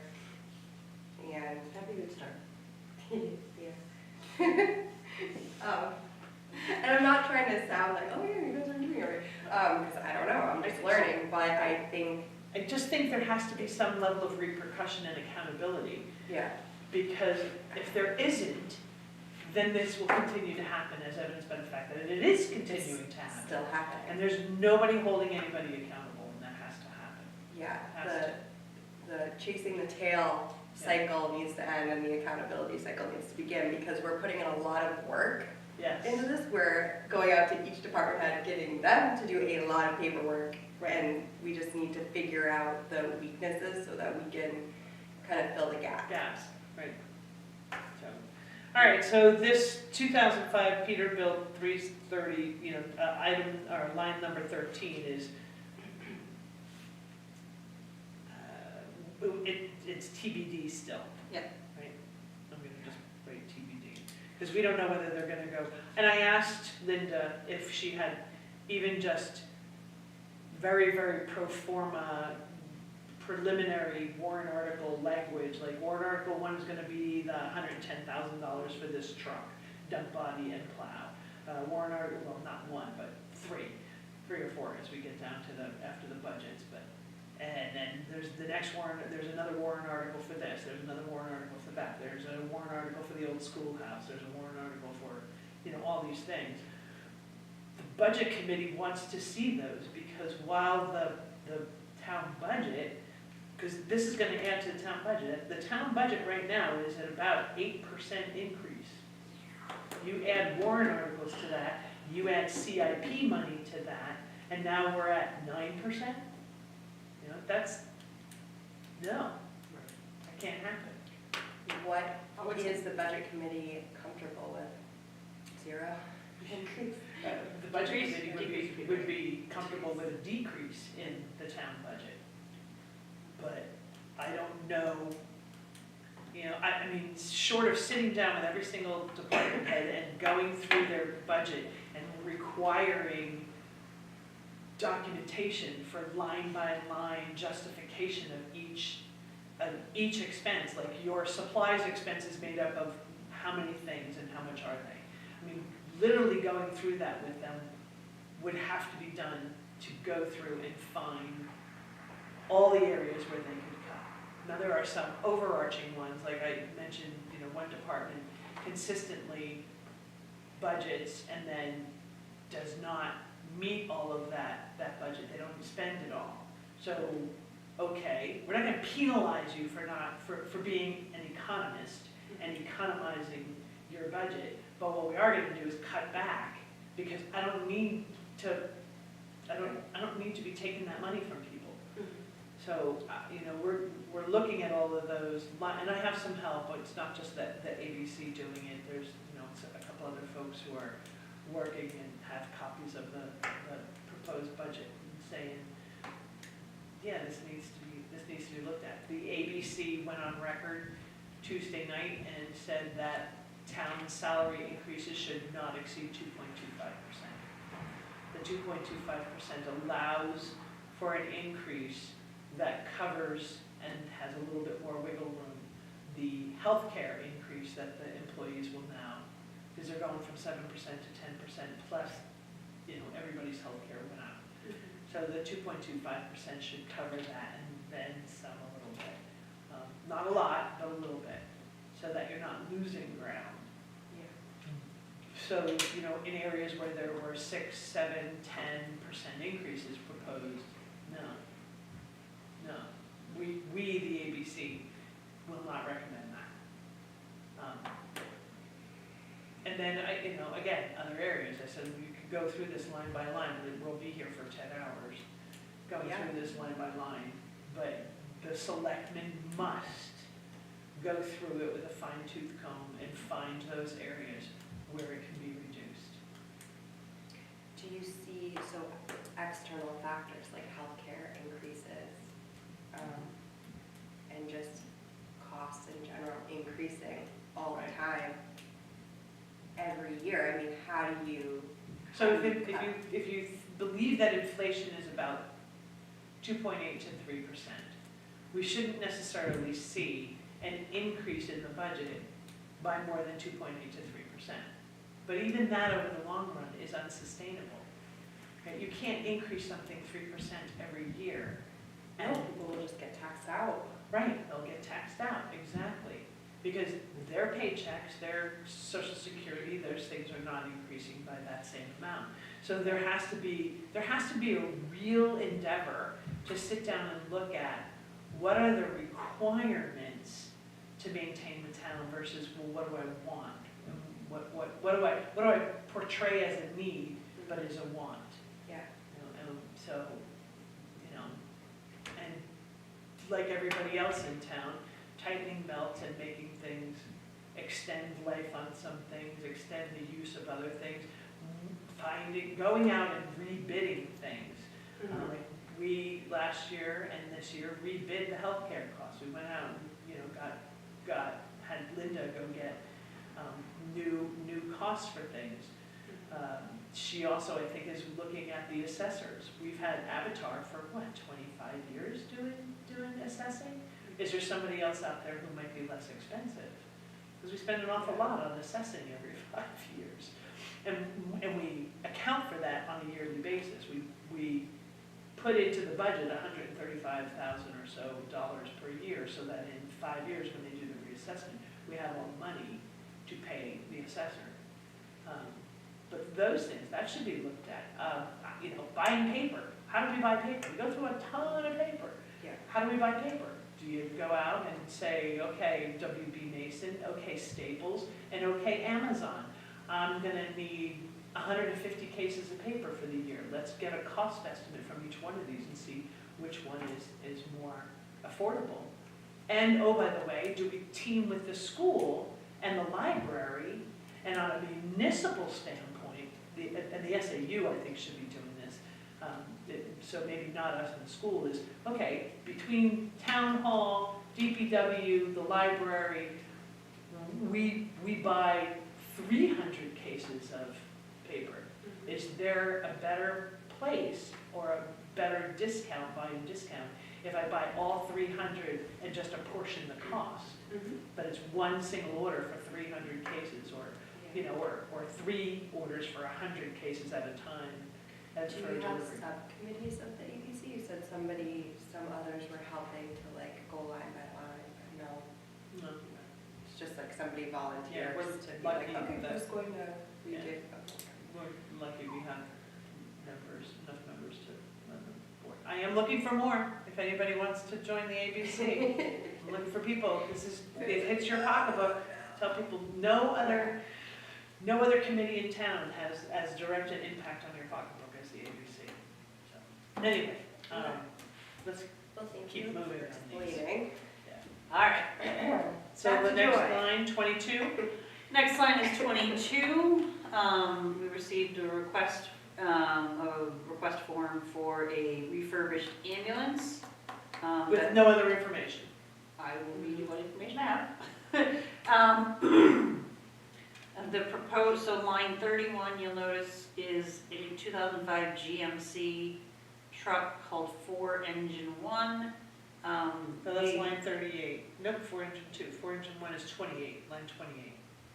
Yes, you're right. Okay, so, let's see, so I have the cost analysis request form from the fire department, again requesting in 2006.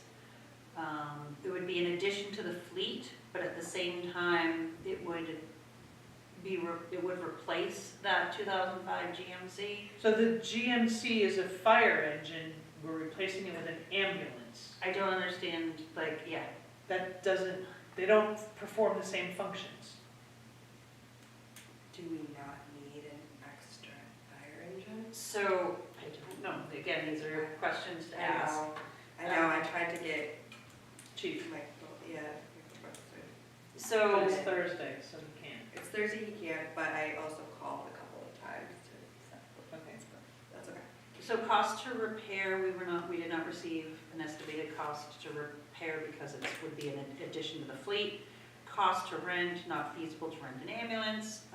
The note was that the ambulance restores a capability previously lost, preparing for expiration of Town of Conway contract with Action Ambulance in January of 2027, and possibility that they may leave the area with the new With the new insurance rules laws and starting, insurance stuff. the No Surprises Act effective January 1st of 2026. No Surprise Billing Act, and then would be a back and could transport as needed. I think he meant backup. I'm not sure. Yeah. and then no cost to contract, but the ambulance contract is approximately $120,000 per year. But when I asked Chief at a meeting, he said this would be to supplement that. So we would keep the ambulance contract and have an ambulance. But it is, yes, yes, and have the ambulance as a supplement. Because there are people who refuse to call an ambulance knowing that it's going to be a $4,000 ride to Memorial Hospital. Not anymore. Well, yeah, right, effective January 1st, we'll see how that changes. So the cost of contract doesn't have it, but we would be concurrently contracting. So the cost to replace, he's anticipating that a used ambulance is $250,000. Search is in process for refurbished used ambulance. Estimates will be provided when received. The initial price would be, again, is a rough estimate, $250,000. Expected offset would be $40,000 from the sale of the 2005 GMC 4E1 that we just talked about. Finance rate of remainder not determined, and it would be a new warrant article. So that warrant article would then be $210,000 based on his rough numbers. So the part that he is talking about is that Conway is going internal ambulance or emergency, whatever it is, like an ambulance service within the town because they are not happy with the cost of Action Ambulance. So Action Ambulance is pulling out of Conway, whatever it is. So Action Ambulance and Conway are severing their contract effective January 1st, 2027.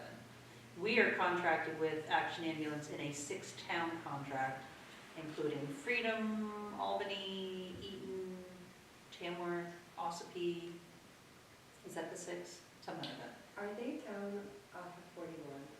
There's Lifestar and there's Action. I can't remember where the Action. Action, if you're going down 41, Lifestar's on the right-hand side, Action's on the left-hand side. Before you get to Before we Action, get to, before we get to They're Lifestar. they're in a little building just past where the Tamworth town line is, and just past where the lumber mill is, right, and then there's the, you can get wood chips and that kind of stuff from Yep. Dirt Paw, and just Yep. past Dirt Paw, they're in there. Okay. So our contract with them goes through, the 6-town contract goes through 2030. But we've had so many complaints from residents. I think I'm up to 10 complaints from residents who've received $4,000 ambulance bills to go 12 miles. So I've been looking into that. I have to follow up with the company again because I've requested statistics probably 4 times at this point, and I don't have the statistics that I've requested. So regardless of what you have or don't have at this point, we don't have enough information. I'm not inclined necessarily to endorse this since we don't have information. And the other question would be, have we not pursued necessarily, since Conway is pulling out, contracting with Conway to be our backup? That way we don't have to maintain the personnel, we don't have to maintain the training, we don't have to maintain the truck, the update to equipment, and like you put an ambulance on the road, there's a significant responsibility for life and survival. And advanced life support things, Yep. that kind of stuff. And I don't know that it makes sense for us to invest that kind of money for this to be a backup. And I don't have enough information on a plan. What's the plan? What's your staffing? What's your costs otherwise? Right.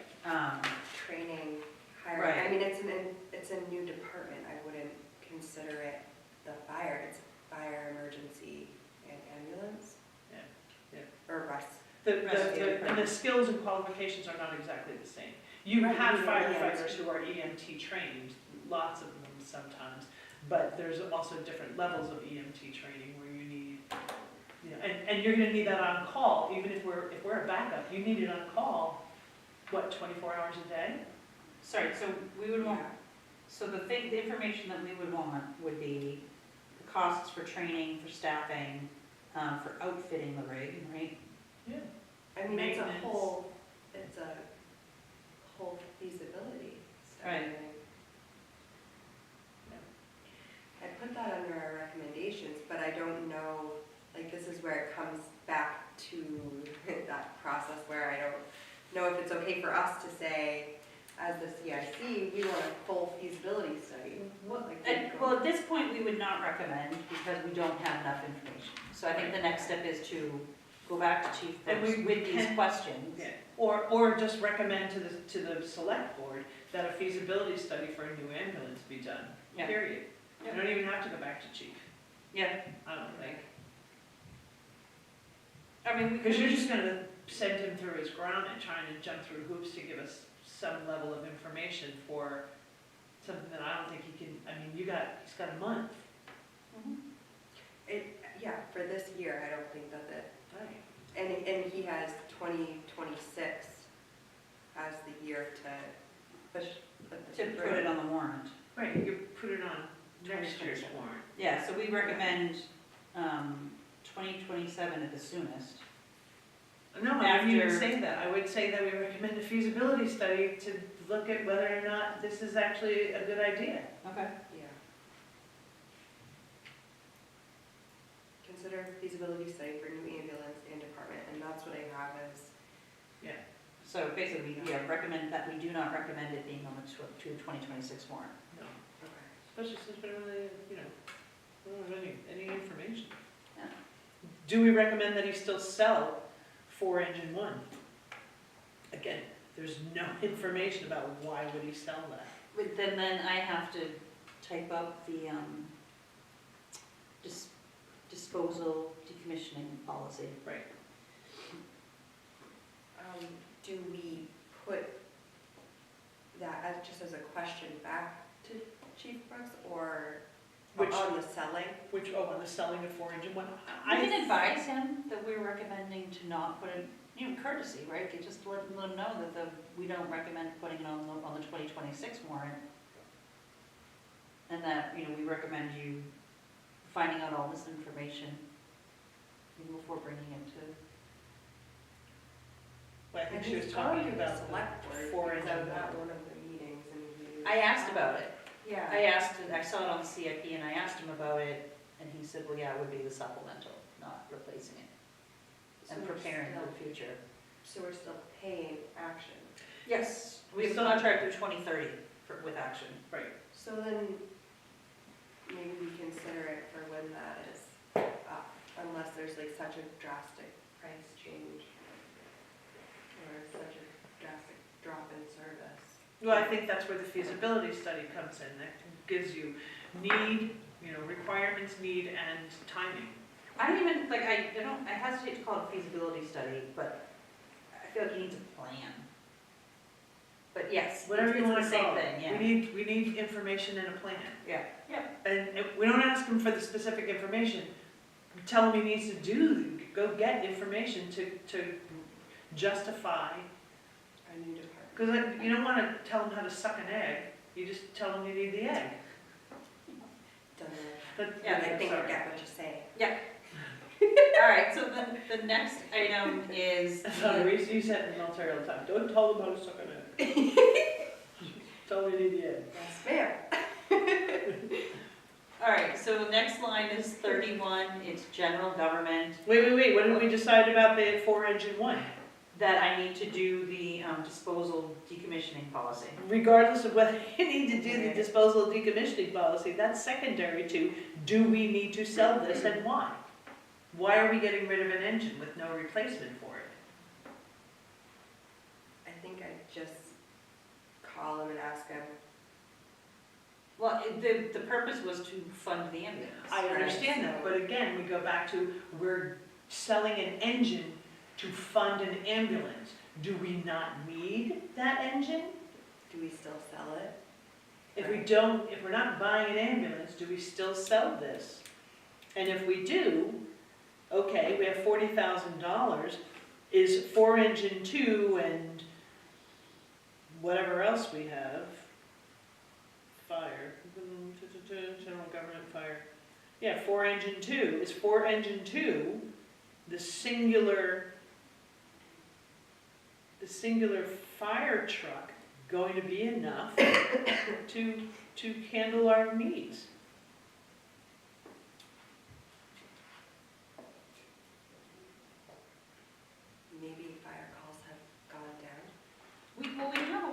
fire But we, equipment, you look at the garage, and then why are we having an addition So here's, if we're getting rid of trucks?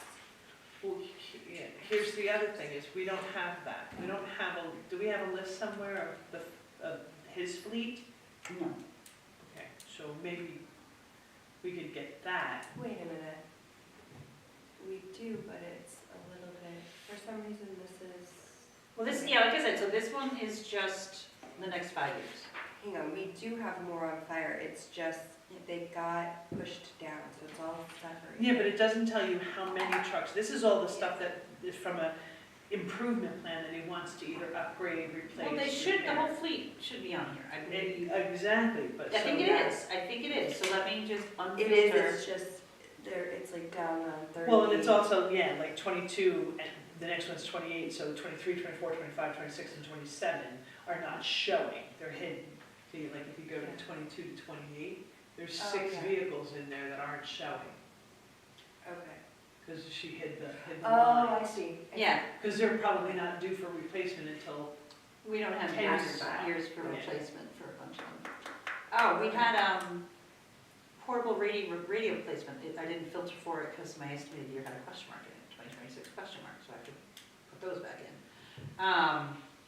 So, yeah, so there's a large fleet, there's a question about portable radios, so we don't have any information, and let me look on his CICs about the portable radios. Because he did a good job filling out the Here we go. cost analysis forms. Yep. I mean, he filled out the info, it's just we had questions. Yep, so, are we gonna go to that one, or are we gonna look at the rest of the fleet right now? We can just, do it. Okay, so looking at this next item, which I have to remove the filter to find, and I'll fix that, it is to replace 20 portable radios. He said that for grants, he can apply for AFG through FEMA if funds are available. He does not have a cost to repair, it's not feasible to rent because portable radios would be needed when they are needed, and they would need to be programmed, nobody rents portable radios, Yeah, nobody need not be anticipated to make food. Cost to contract unknown, cost to replace, estimated $30,000. So offset, potential offset would be a grant, but we don't know for sure, we don't have that information. and the need comes from where for new portable radios? What is the problem with our current portable radios? Yeah.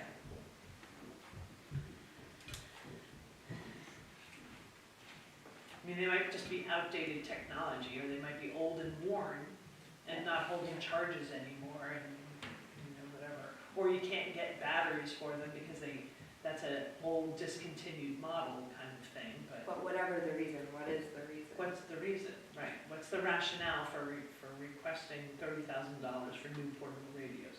Do you know what line number that is? I'm about to tell you, hold on, just give me just a second.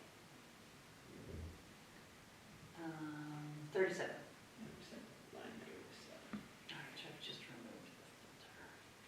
So we would just have another question before we recommend yes or no? Yeah. Okay. Where is he with the grant? Yeah. So the impact of the warrant would be $30,000. Minus whatever grant, potential grant.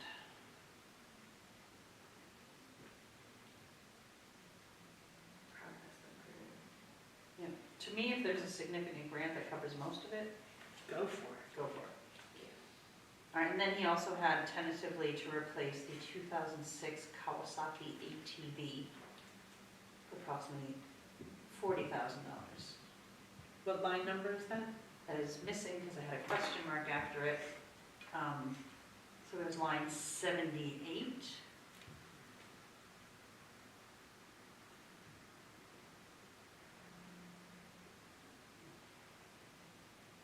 Okay, and that cost would be how much? Okay, looks like he moved the radios to 2027 and the ATV to 2027. Okay. I think I heard discussion of 2026, so those have been moved to 2027 for his most recent form.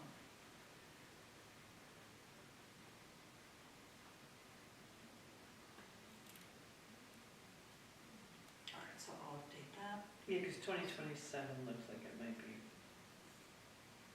No, 2027 looks like it's a heavy year, especially when you look at Silver Lake Dam repairs.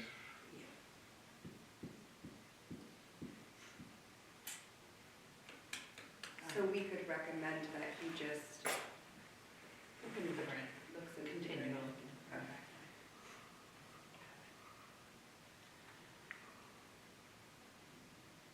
All right, so that was that it for the 2026 items?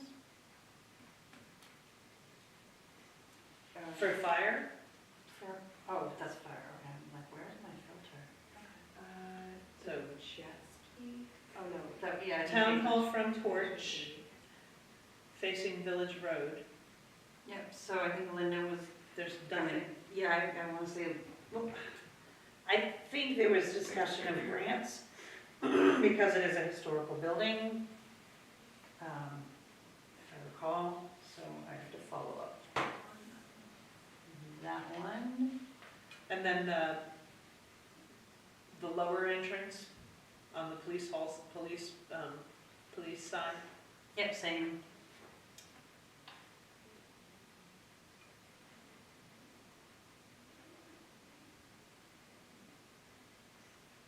she should ask Sloan where she got her grants from. See if those, Yeah, could do an accessible. yeah, because both of them would need to be. Nothing goes in the front. Just because nobody uses it doesn't mean it shouldn't be accessible. I would think that the other entrance would be the one you would want to make accessible, the one at the parking lot. Is the front entrance, or you mean the downstairs? Downstairs. Yes, agreed. You said both, and I thought you said both, but yeah, the front porch, I didn't think, but yeah, the both entryways, yeah. And maybe we could, well, I guess no matter what, even if it is the police station, it should still be accessible. Oh, it has to be. Yeah. Right now it's a piece of plywood, Yeah. which I always feel like I'm gonna go right through. So a proper ramp and like width, I guess it's the double doors. Yeah, okay, so look into grants, so who would that be Linda? I believe the select board, yeah, so, and Linda said she was already working on getting the pricing and stuff for that, so I do believe it would be. Well, it may be up to the select board since they decided they're in charge of grants now, so. All right, well, that was it for 2026. Yep, That's not so, much, actually, I mean. yeah. So then we And if get to you this. take out the 365, because that's already been decided, Mhm. right? And then you take out the 250, if we don't go after, we just need the money for the salt shed and those other three. Oh, and if we're only selling, we're not replacing 4-engine one, there's no cost to that, it's just selling it. And then just the front porches, the front porch and the police entrance. But there still needs to be money that gets put away for Silver Lake Dam repairs and all these other things. Yep, and there's gonna be a warrant probably on, I think, the school again, about the Madison Corner School, putting money aside for that, but that's a whole other conversation I'm not having right now. Okay. Well, until we see what warrants are being submitted and, or even preliminarily, I don't think we can have an informed conversation about them. Yeah. You know? But this hopefully helps the, I mean, this is supposed to help the select board to support whether or not these become warrants. So, Right. do you have a total for what this whole line would be? I mean, how much money are we looking to put away in 2026 to offset some of the costs for some of these things? So at this point, we only have actual dollar amounts for an ambulance and the grant truck. We don't have any costs for the salt shed or the porch replacements. Yeah, but I'm also looking at these other things, you know, $200,000 for ball field lights. Well, if we were going to actually buy them in 2027, we should be putting $100,000 away this year and $100,000 away next year. So that would add $100,000 to our warrant Right. article for the CIP. Right, so let's go through the 2027 projects then. Well, we gotta go through all of them to 2030. Yep, so Because let's, then you can take, you know, if you're looking at the bottom one, the Chevy Tahoe SUV Cruiser, 62,000, then we have 5 years Mhm. to space that out. Yep. At like 15 or 16, 15.5 a year. so the next one is, the 2001 Freightliner, known as 4-Engine 2. I have notes, cab, chassis, Puri refund. I don't recall what those notes No were. idea what that means. But he's estimating that that would be $350,000 offset by a trade. so- And does it say what he's trading? No, these are these are all the DPW ones. All right, so here we have replaced the 2001 Freightliner E42 with new chassis and pump, refurbish existing body, upgrade to LED lighting, new wiring and paint. He also has a note here, can apply for AFG through FEMA funds if available, which is what he also said on the other one. Again, this is also a potential for the Green Fleet grant, which is accepting applications through March. Right. Cost to repair, he doesn't have. Cost to rent, again, just nobody rents fire trucks. Nobody runs Well, fire let's- trucks, so it's not, let's state any, the not obvious. applicable. Right. Is the Green Fleet, is that through the New Hampshire Department of Environmental Services, that's how we're getting the other truck. Okay, okay. So And- they're opening that second round? Yes. It's already open. Yeah, it's open. Okay. Yeah, and it turned out we could have submitted for multiple trucks. So we could have Okay. also submitted to replace the 2008, I think it's 2008 Peterbilt. But we're just going with the 2005 for now, I guess. So yeah, we do need to recommend to try to maybe replace this with the Green Fleet. Because again, if we get the grant now, we have time to, at town meeting, to raise the funds and then accept the grant. Right. Okay, so I think that would be another recommendation. Are they already looking into it, do you know? I don't know. All right, I think that would be a good recommendation. Yes. Okay. And so 2001 is line 38. Right, the issue though is that if we do not get awarded a grant to replace it, then, Do we really need to replace it? well, no, it probably still needs, 2001 is a 24-year-old truck. But then it would, I think, then have to be, it would then have to be a warrant article. But the issue is, nobody's been saving any money for this for the Right. last 5 to 10 years, or since 2001. Not even, $5,000 a year or $10,000 a year for 25 years is $250,000 that we would have in the accounts to defray the cost of a $350,000 machine, but we've not been doing that with anything. Right. All right. The $10,000 into the highway, whatever. Yeah, DPW the heavy is highway. not cutting it. No. All right, so the next item, so our recommendation at this point is to secure a grant and potentially set aside a chunk now. Well, your option is, what's the reality of being able to hold that truck for another 5 years? And put away, if it's $350,000, you figure it's maybe $400,000 in 5 years, you're talking $80,000 a year in order to afford a new vehicle. All right, so that's a possibility of if he got the can't pass it up grant between now and town meeting to put it on the warrant for this year. Correct. And then take the year to purchase it, not an emergency purchase. So you make sure somebody in the select board reviews that proposal, and it doesn't say December of 2027, it says December of 2028. Okay, so the next item is the ball field lights. I just don't recommend this project anytime soon at this point. I mean, maybe a couple of years we revisit it, but I feel like the pricing they got is like a base of 150 to 200,000, but that doesn't include electrician, it doesn't include wiring, it doesn't include, I don't even know that it includes the poles, or the electrical poles. So, Well, I guess or they I'm need not, to do fundraising. I've not seen anything that was created to Yeah. go before the board that justifies needing them. Yep. And again, you know, people have pointed out that when they say, oh, they'd be great for a home week, everybody's home by the time it gets dark. Yeah, because it gets dark really late. Yeah, like 9:30. I think besides, well, what, they do the fireworks? I think.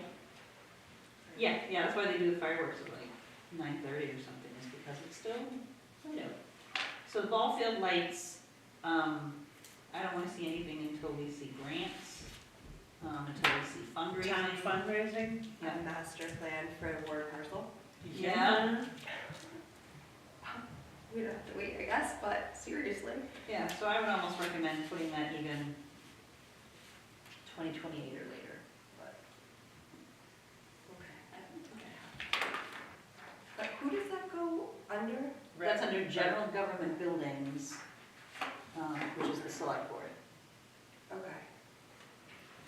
When does rec get involved? I attended a rec meeting, and I said, by the way, this is, you know, the select board's looking into this, they've had somebody come visit, whatever, and I said, you know, presumably you guys will be involved because with the rec, we can use the ball field, and both the chair of the committee and the mumblings of support from the whole committee and the rec director, because I asked them, I said, this is coming, please fundraise, please look for grants, whatever, and they said, that has nothing to do with us, we're not interested in that project, we have other things to do. Well, then maybe they don't want it. Well, it isn't for them. Because rec goes home before the lights. They're there at summer camp during the daylight, and they might have, like, I don't know, games in the fall as it's starting to get dark, they might have field hockey games or Soccer? something, or soccer games, but no, those are usually over by, I don't know, but So is this for like the men's leagues? pretty much. Okay, That's well my- then maybe we talk to the men's leagues. Yep. And, or co-ed leagues, whatever. We built softball. Because who put this for? Is it just- Jim Eldridge first proposed, it's been, every year they've talked about it, and Jim Eldridge proposed it again this year because his father-in-law in the town report, his father-in-law passed away 10 years ago. They started a fund then. So I'd asked, how much money is in that fund? And then So they started a fund for what? a private fund was created at the passing of Bruce Brooks in 2014. And it had nothing to do with the town, it was just put in the town annual report to mail donations to a family member's address. So I've asked a couple of times the status on that, and is it going to be used as intended? And nobody has a dollar amount, but somebody finally, I think Jim finally said, yes, there are donations to be added to the pot, so get it done. Okay, I mean, it's, I don't want to hear about it until I hear about grants, fundraising, the money in that fund, the master plan for the ward parcel, how the men's softball league is going to contribute if they're going to use it, so. I mean, maybe it could help expand those programs for adults, which I think is also, would fall under rec or Rec at this point kids rec. is kids' sports and summer camp. That's under the rec department. There was discussions that the committee would be used for other programs, events, and fundraising. That has not been formalized or finalized, but the rec director's description is being looked at as part of the review process for all the employees that report directly to the select board. So that's in flux at the moment. Okay. So ball field, not recommended. Well, Not just- to leak it. Right, yeah, ball field is lower priority. Not recommended for even 20. Yeah. Okay. Okay. So the next item is the Silver Lake Dam repairs. My understanding is this year, I think they were looking to fund an engineering study for approximately $300,000. I believe. Again, the select board has not put that together yet.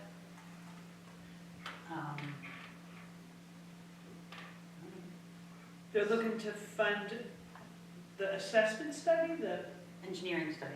I thought we already did. There was like a preliminary, I want to say that Sean Bergeron did like Yeah. a little bit of investigating as to firms that could be engaged to do a full-fledged necessary engineering study. I Can believe you- that was my last Can understanding. you look at the warrant articles from last year? Because I swear we voted on a warrant article to give them money to pursue. Yeah, hold on, $100,000 it looks like, maybe? No. Where's the ETF? Let me see, I have them. I don't have it with me. It's all on my, Yeah, hold on, I have that ETF report from Silver Lake Dam ETF, has 78,000 in it. It looks like we added 66,000 at 2025 town meeting. so it currently has 78,000, 66 of which was added at town meeting. Yes. Yeah, I'd have to read the town report to see if that was to slowly build up to do this study. Well, I think the study's in phases. Okay, so It maybe was that in was phase one of the study. Yeah, it was in Okay. phases, and not all the money was gonna be due in the same year.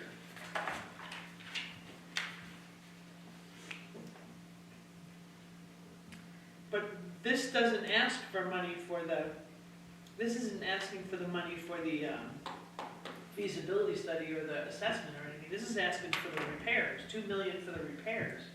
That was a rough estimate. Again, Nicole knows people, so Nicole is looking, she's had people reach out to her. Yeah, but you can't have anybody take a look at it until you have a copy of that study. And I don't think we've hired anyone to do that study. I think I found it online, I found the Bergeron study, I don't know if it, I just like Googled it. Okay. That might have been just his proposal. Yeah, I think it was.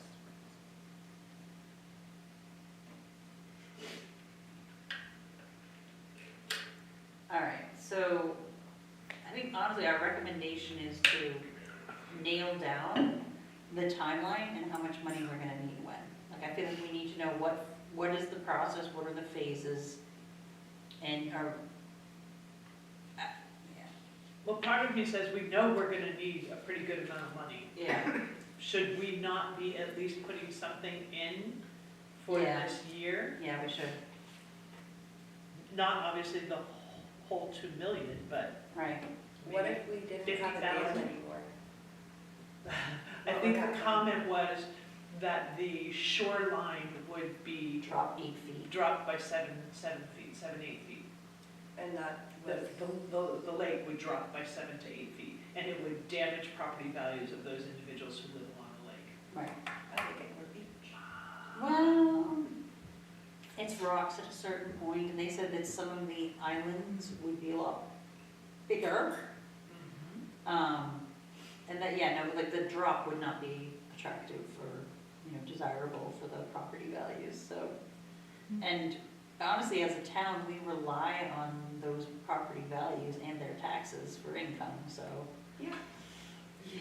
I was just curious because that ARM grant, they will take dams out that aren't using.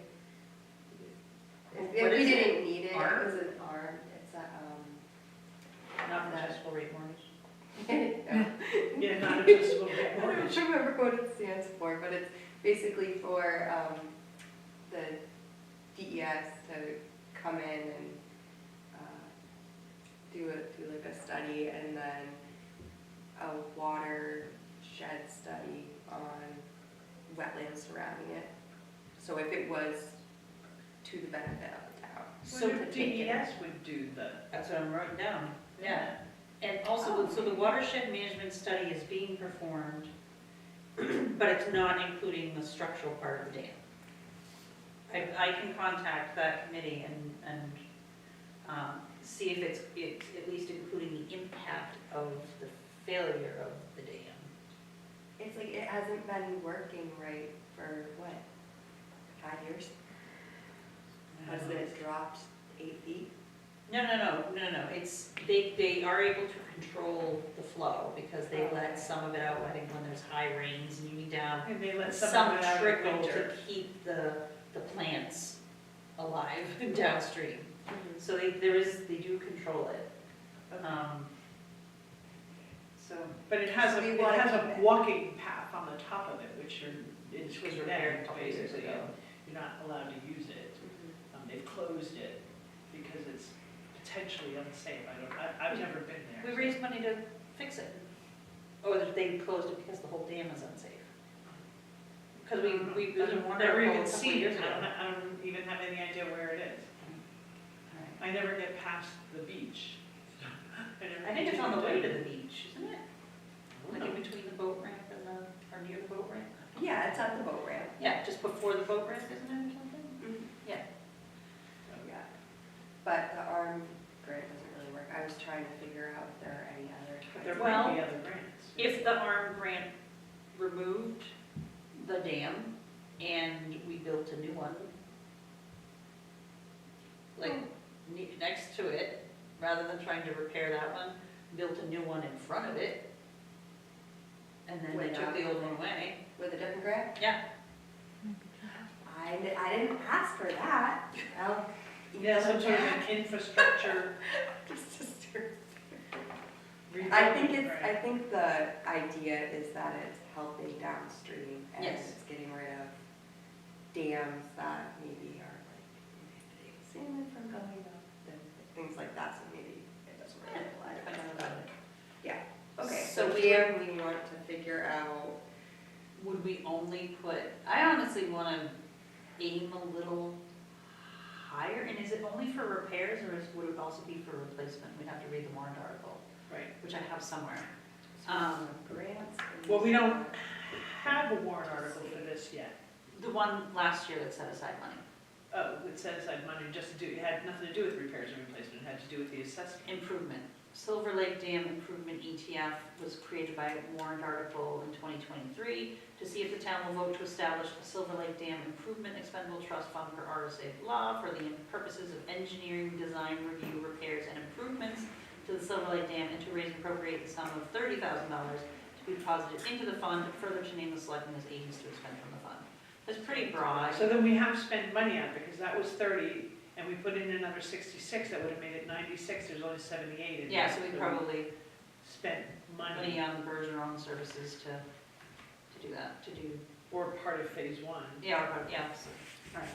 I need, as the selectmen to find out, because that is general government selectmen's thing. Okay, so we want to be saving more. And that's our recommendation.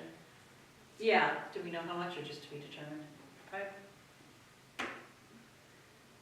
It hasn't worked correctly for 5 years. Are we gonna really put it off 5 more years? We can't, yeah, because even Sean Bergeron said, you've got a few more years before it goes. Falls apart.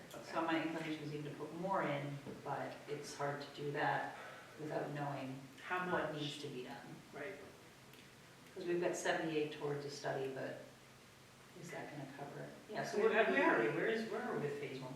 I think we should then recommend that do we need a warrant article to Add to it. add to Oh, it, but yeah. to also push the program through? Like what's the next step? Right. To create, what, a dam subcommittee? No, I think once you Right, have so that it's like assessment done, it'll tell you what has to be done in Yeah. order to make it safe and usable. And then I think it's just up to town meeting to make sure that we have the money, and whatever money we don't have, how are we gonna get it to do this? So then, is it up to the select board to say, we're doing a study? Yes, they have said that. But that's already done. Yeah, they've already said that. That's why we put that 66,000 in there. So was that was the Bergeron study? I'm No, not sure. I The feel like- Bergeron study was Bergeron's very initial assessment to say, this is the process that we're gonna need to follow to do this. We need to get an engineering company in here to actually take a look at, how structurally sound this is and what needs to be done, and Okay. give us advice on, and recommendations for, here's the low end of what you need to do, here's the high end of what you could do, that kind of thing, and give us that. That's what this $96,000 or $100,000 was supposed to do, but it was in phases. Then once that piece was done, was then going and selecting a company to actually do the work. Once we know That's what the where work we're at. is. Well, we don't have the results of the study to tell us what work still Okay. has to be done. We're in the process of that, is my Oh, understanding. okay. Yeah. So they'll come back to the select board and, The select board needs to kind of move this forward okay, at so, this point, to find out did we engage the firm for the study and all And that. I guess my question is, has the select board not requested like quarterly updates? I have not heard anything on it in a long I time. think maybe it needs to go on the agenda as Yeah, a I board just- to. I added it to my notes. are you the damn point Nope. person? Not at all. Is there anybody? Not that I'm aware of. So it should be on the Okay. chairman All right. to either appoint somebody to be the damn point of contact, or he has it on his list of items every quarter to get an update from them Yeah. as to where it stands and what's going on. I do have to tell you, I'm running out of steam in case I you know. couldn't tell. I'm sure Asia is too. I might have to leave Yeah. to get my daughter Yes. from daycare. Do you guys have a sense of how much longer you're? I think we I think we can stop. what's your hard stop? We're I- Now? It's like 3:50, I would have to Okay, yeah. Okay. that's why I'm here, but I can have you guys shut the camera down and everything if you're still going. It's pretty easy, just do a couple buttons. But I just want to let you know, like, I think it's a good goal. Let's Okay, keep all going. right. You guys- That's We've great. been here since 11. Does that give you time, I know, does that give you time to like, Get to her and. but also to put Um, stuff away? 3:45 would be better All right, for okay, packing okay. things up. All right, so let's Start to start. wrap things up. I have the 2025 town report, if I could read it to you. To see if the town will raise and appropriate the sum of $66,000 to be placed in the previously established ETF. Selectman Price stated that this is to fund the study of what is needed to be done to the dam. It is not quite enough, and there will be an additional appropriation next year. Sean Bergeron asked for clarification between the dam bridge project and the dam itself. He referenced the original plan developed by Percy Hill years ago. He clarified that the amount for the design work was $166,000. He's concerned about the cost going forward. The total budget has been estimated in excess of $1 million. We need to understand that the costs are not going to go down, and we will have to make the repairs eventually. He said that the dam is not going to heal itself. So, yep. So that's why I want to say almost, they're saying that that first phase then is, that 66 isn't even enough for the first phase. Well, it was 96, Yeah, so what's, because there was 30 in there. yeah, I don't recall, it would have come through the select board. So I have to go back and check. Yeah, so where- 96, and then we probably need another 50 or so this year, Yeah, just to finish that assessment, If we had- just to finish the study. if we only have 78 in there and it's 166, We've we already need paid some. 90. No, we've paid some out of it already. Okay, so we need 70 probably. So if you go to the 96 and it's 150,000 or whatever it is, we don't know how much it is, we just know we need more money. And Yeah. we would have to go back to Bergeron's request. Okay. So you'll check with Adam what's getting added to it this year, and will we even see that through for 2028? Yeah. I mean, 2027, sorry. So, okay, library, can we move to the next one? Yep. Okay, so line 53, library, That's second this sentence. sentence, isn't it? Yep. second exit, so this isn't this entrance, this is they're being told to do a second entrance, or, Well, this says second exit on lower level chick room, so there needs to be a second exit out of this building on this level? yes. For What's fire that? safety, I'm not sure. That goes into the ground. Like, this is the only, like, Well, where clear are you side gonna of put the a building. second exit then? There was talk of the other side, digging between the DPW and. Well, why don't you getting just around dig there. out some of the building, there's already a door there. Just dig out 5 feet so that you go out and put a retaining wall up. And you go out and it takes you right out over there. It's a closet. It's a closet. I don't know, but they're figuring that, and whether or not that's necessary and even cost or whatever, so that's, that we don't have any knowledge. So this is TBD. Yep. Okay. What? And then the next 2027 item was the 2019 Dodge Charger Cruiser. It's paid off, but it's one of those, is he gonna have to bump that up if that Dodge Charger is crap in the bed now? They just did some major repairs to it, so. At this point, he still has it for 2027, so. We just would need an update, I think, chief, just to make sure. And would we get that next year? It's on the schedule for next year, and that's usually a single warrant article for about $60,000. But why can't we put some money away this year, even $10,000 to Yeah. defray how much the warrant article would be next year? Yep, so that would be like a PD, ETF. Well, that's why we were talking about establishing a police Yeah. vehicle ETF. And I have that as one of the recommendations. Should we also recommend the amount to put in there? Because Yeah, that would be the initial amount, $10,000 or I'd say $20,000. at least 20 or 25. Yeah, because how much, because he's needing 70,000. Right, but he'll probably sell this Dodge Charger, although he says they don't get, well, he said, I'm surprised that people buy them, but, They do. yeah. So yeah, maybe like, to 20, and hopefully you could get some money for it and bring that down, so the warrant article for 2027 would be significantly less. But yeah, I like the idea of recommending a police. Because you know, every 5 years or 6 years, you're gonna have to replace those vehicles. Yep. And trying to do a flat line. What's the word she used for the budget? Flat budget? Flat budget. Oh, level. Level Level, budget. yeah, Flat level line. funding. Flat line. Dark I budget. was like, no, we don't like flat Flat line budgets. is dead. Flat line is dead, okay.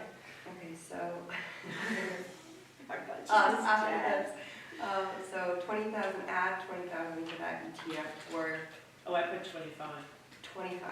and let somebody tell us, let's drop that to just 20. Yeah, 20.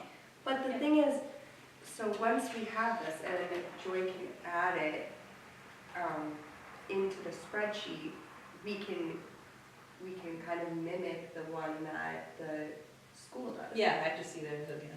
With how much to Right. to chop that up Yeah. over. Well, especially, I mean, we'll get better at it when it comes to stuff that we're gonna purchase in 2030. It's hard when nobody's done anything to put money away for things in 26, 27, and 28. Right, especially we're The if giving school that to you. has been putting money away. Yeah, and that was Those beautiful. damn I repairs thought are that really was over great. us, so. Yeah, so we can show that more clearly. And I think we can do it now with what we have, with this information. We can say, this is the information you gave us. Then, then on here, oh, sorry, Dre, you do have this. We just have to fill in these numbers. Yeah. Yeah, So we would take out this 365, because that's already, although I guess we do still have to do the warrant article, huh? All right, but we can but take it out will the give a 250. good image of what Yeah, we have to and what are the save next for. 5 years? Under your totals, Joy, though, is that what we're expecting to put away? Or is- Spend. So That's what for we're example, we spend. have leases that you can't see on that. That includes leases that we're already leasing the grader. We're already, for 66,000 a year or whatever that is. So Right, we that's, already have the police car we bought last year. Right. So that's what we have to spend, so then we would need another line with the total, on the warrant each year. on the warrant to add. Right, so that's what there is a column there that's just for the 2026 warrant. Right, The 615,000? Yeah, the 615, so this would then, once you fill out all these numbers for anything that we're putting away, that we're not buying until here, we're not buying until here, you're putting a number in here for 2026.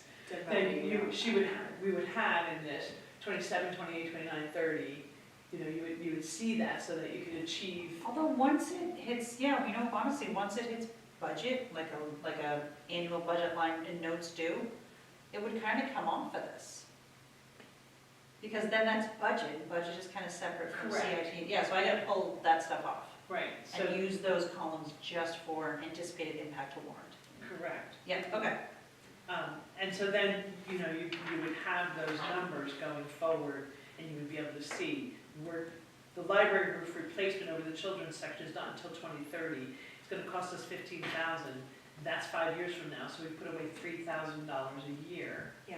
Maybe $4,000 or $5,000 a year, anticipating that by the time we get to 2030, it's not gonna cost 15,000, it's gonna cost 40,000. And on their, the school CIP, they did the escalation factor, it was like 3% or 3%, something. yeah, that's a standard normal That's- escalation, inflation factor, that, like even the government uses that 3% a year. So we could use something like Yeah, an that into escalation it. factor. All right. Okay? Yeah, are there any other line items that we need to go over, besides the brush shutter? I mean, we're gonna have to finish going over the rest of these. but Yeah. I think that's gonna have to wait till the next meeting so that we can get Asia out of here. We have been here since 11:30, so. Yeah, Ooh, fun, fun, fun. yeah, All right, I'm gonna give those to you so you can kind of see what the previous reports look like. thank you. I mean, if you want to stay, you can, and Yeah. I just Yeah. go get her There and you come go. right back, There and, you go. We don't have one to. So, but I don't want to be the reason you have to cut short, I would really like to have a copy of this, and I gotta figure out then. If there's I'm a- gonna run up to the library anyway, so I'll see if I can get a copy of Okay, see if they it. have. Yeah, Can I make a motion to adjourn? yes. Second. On Favor?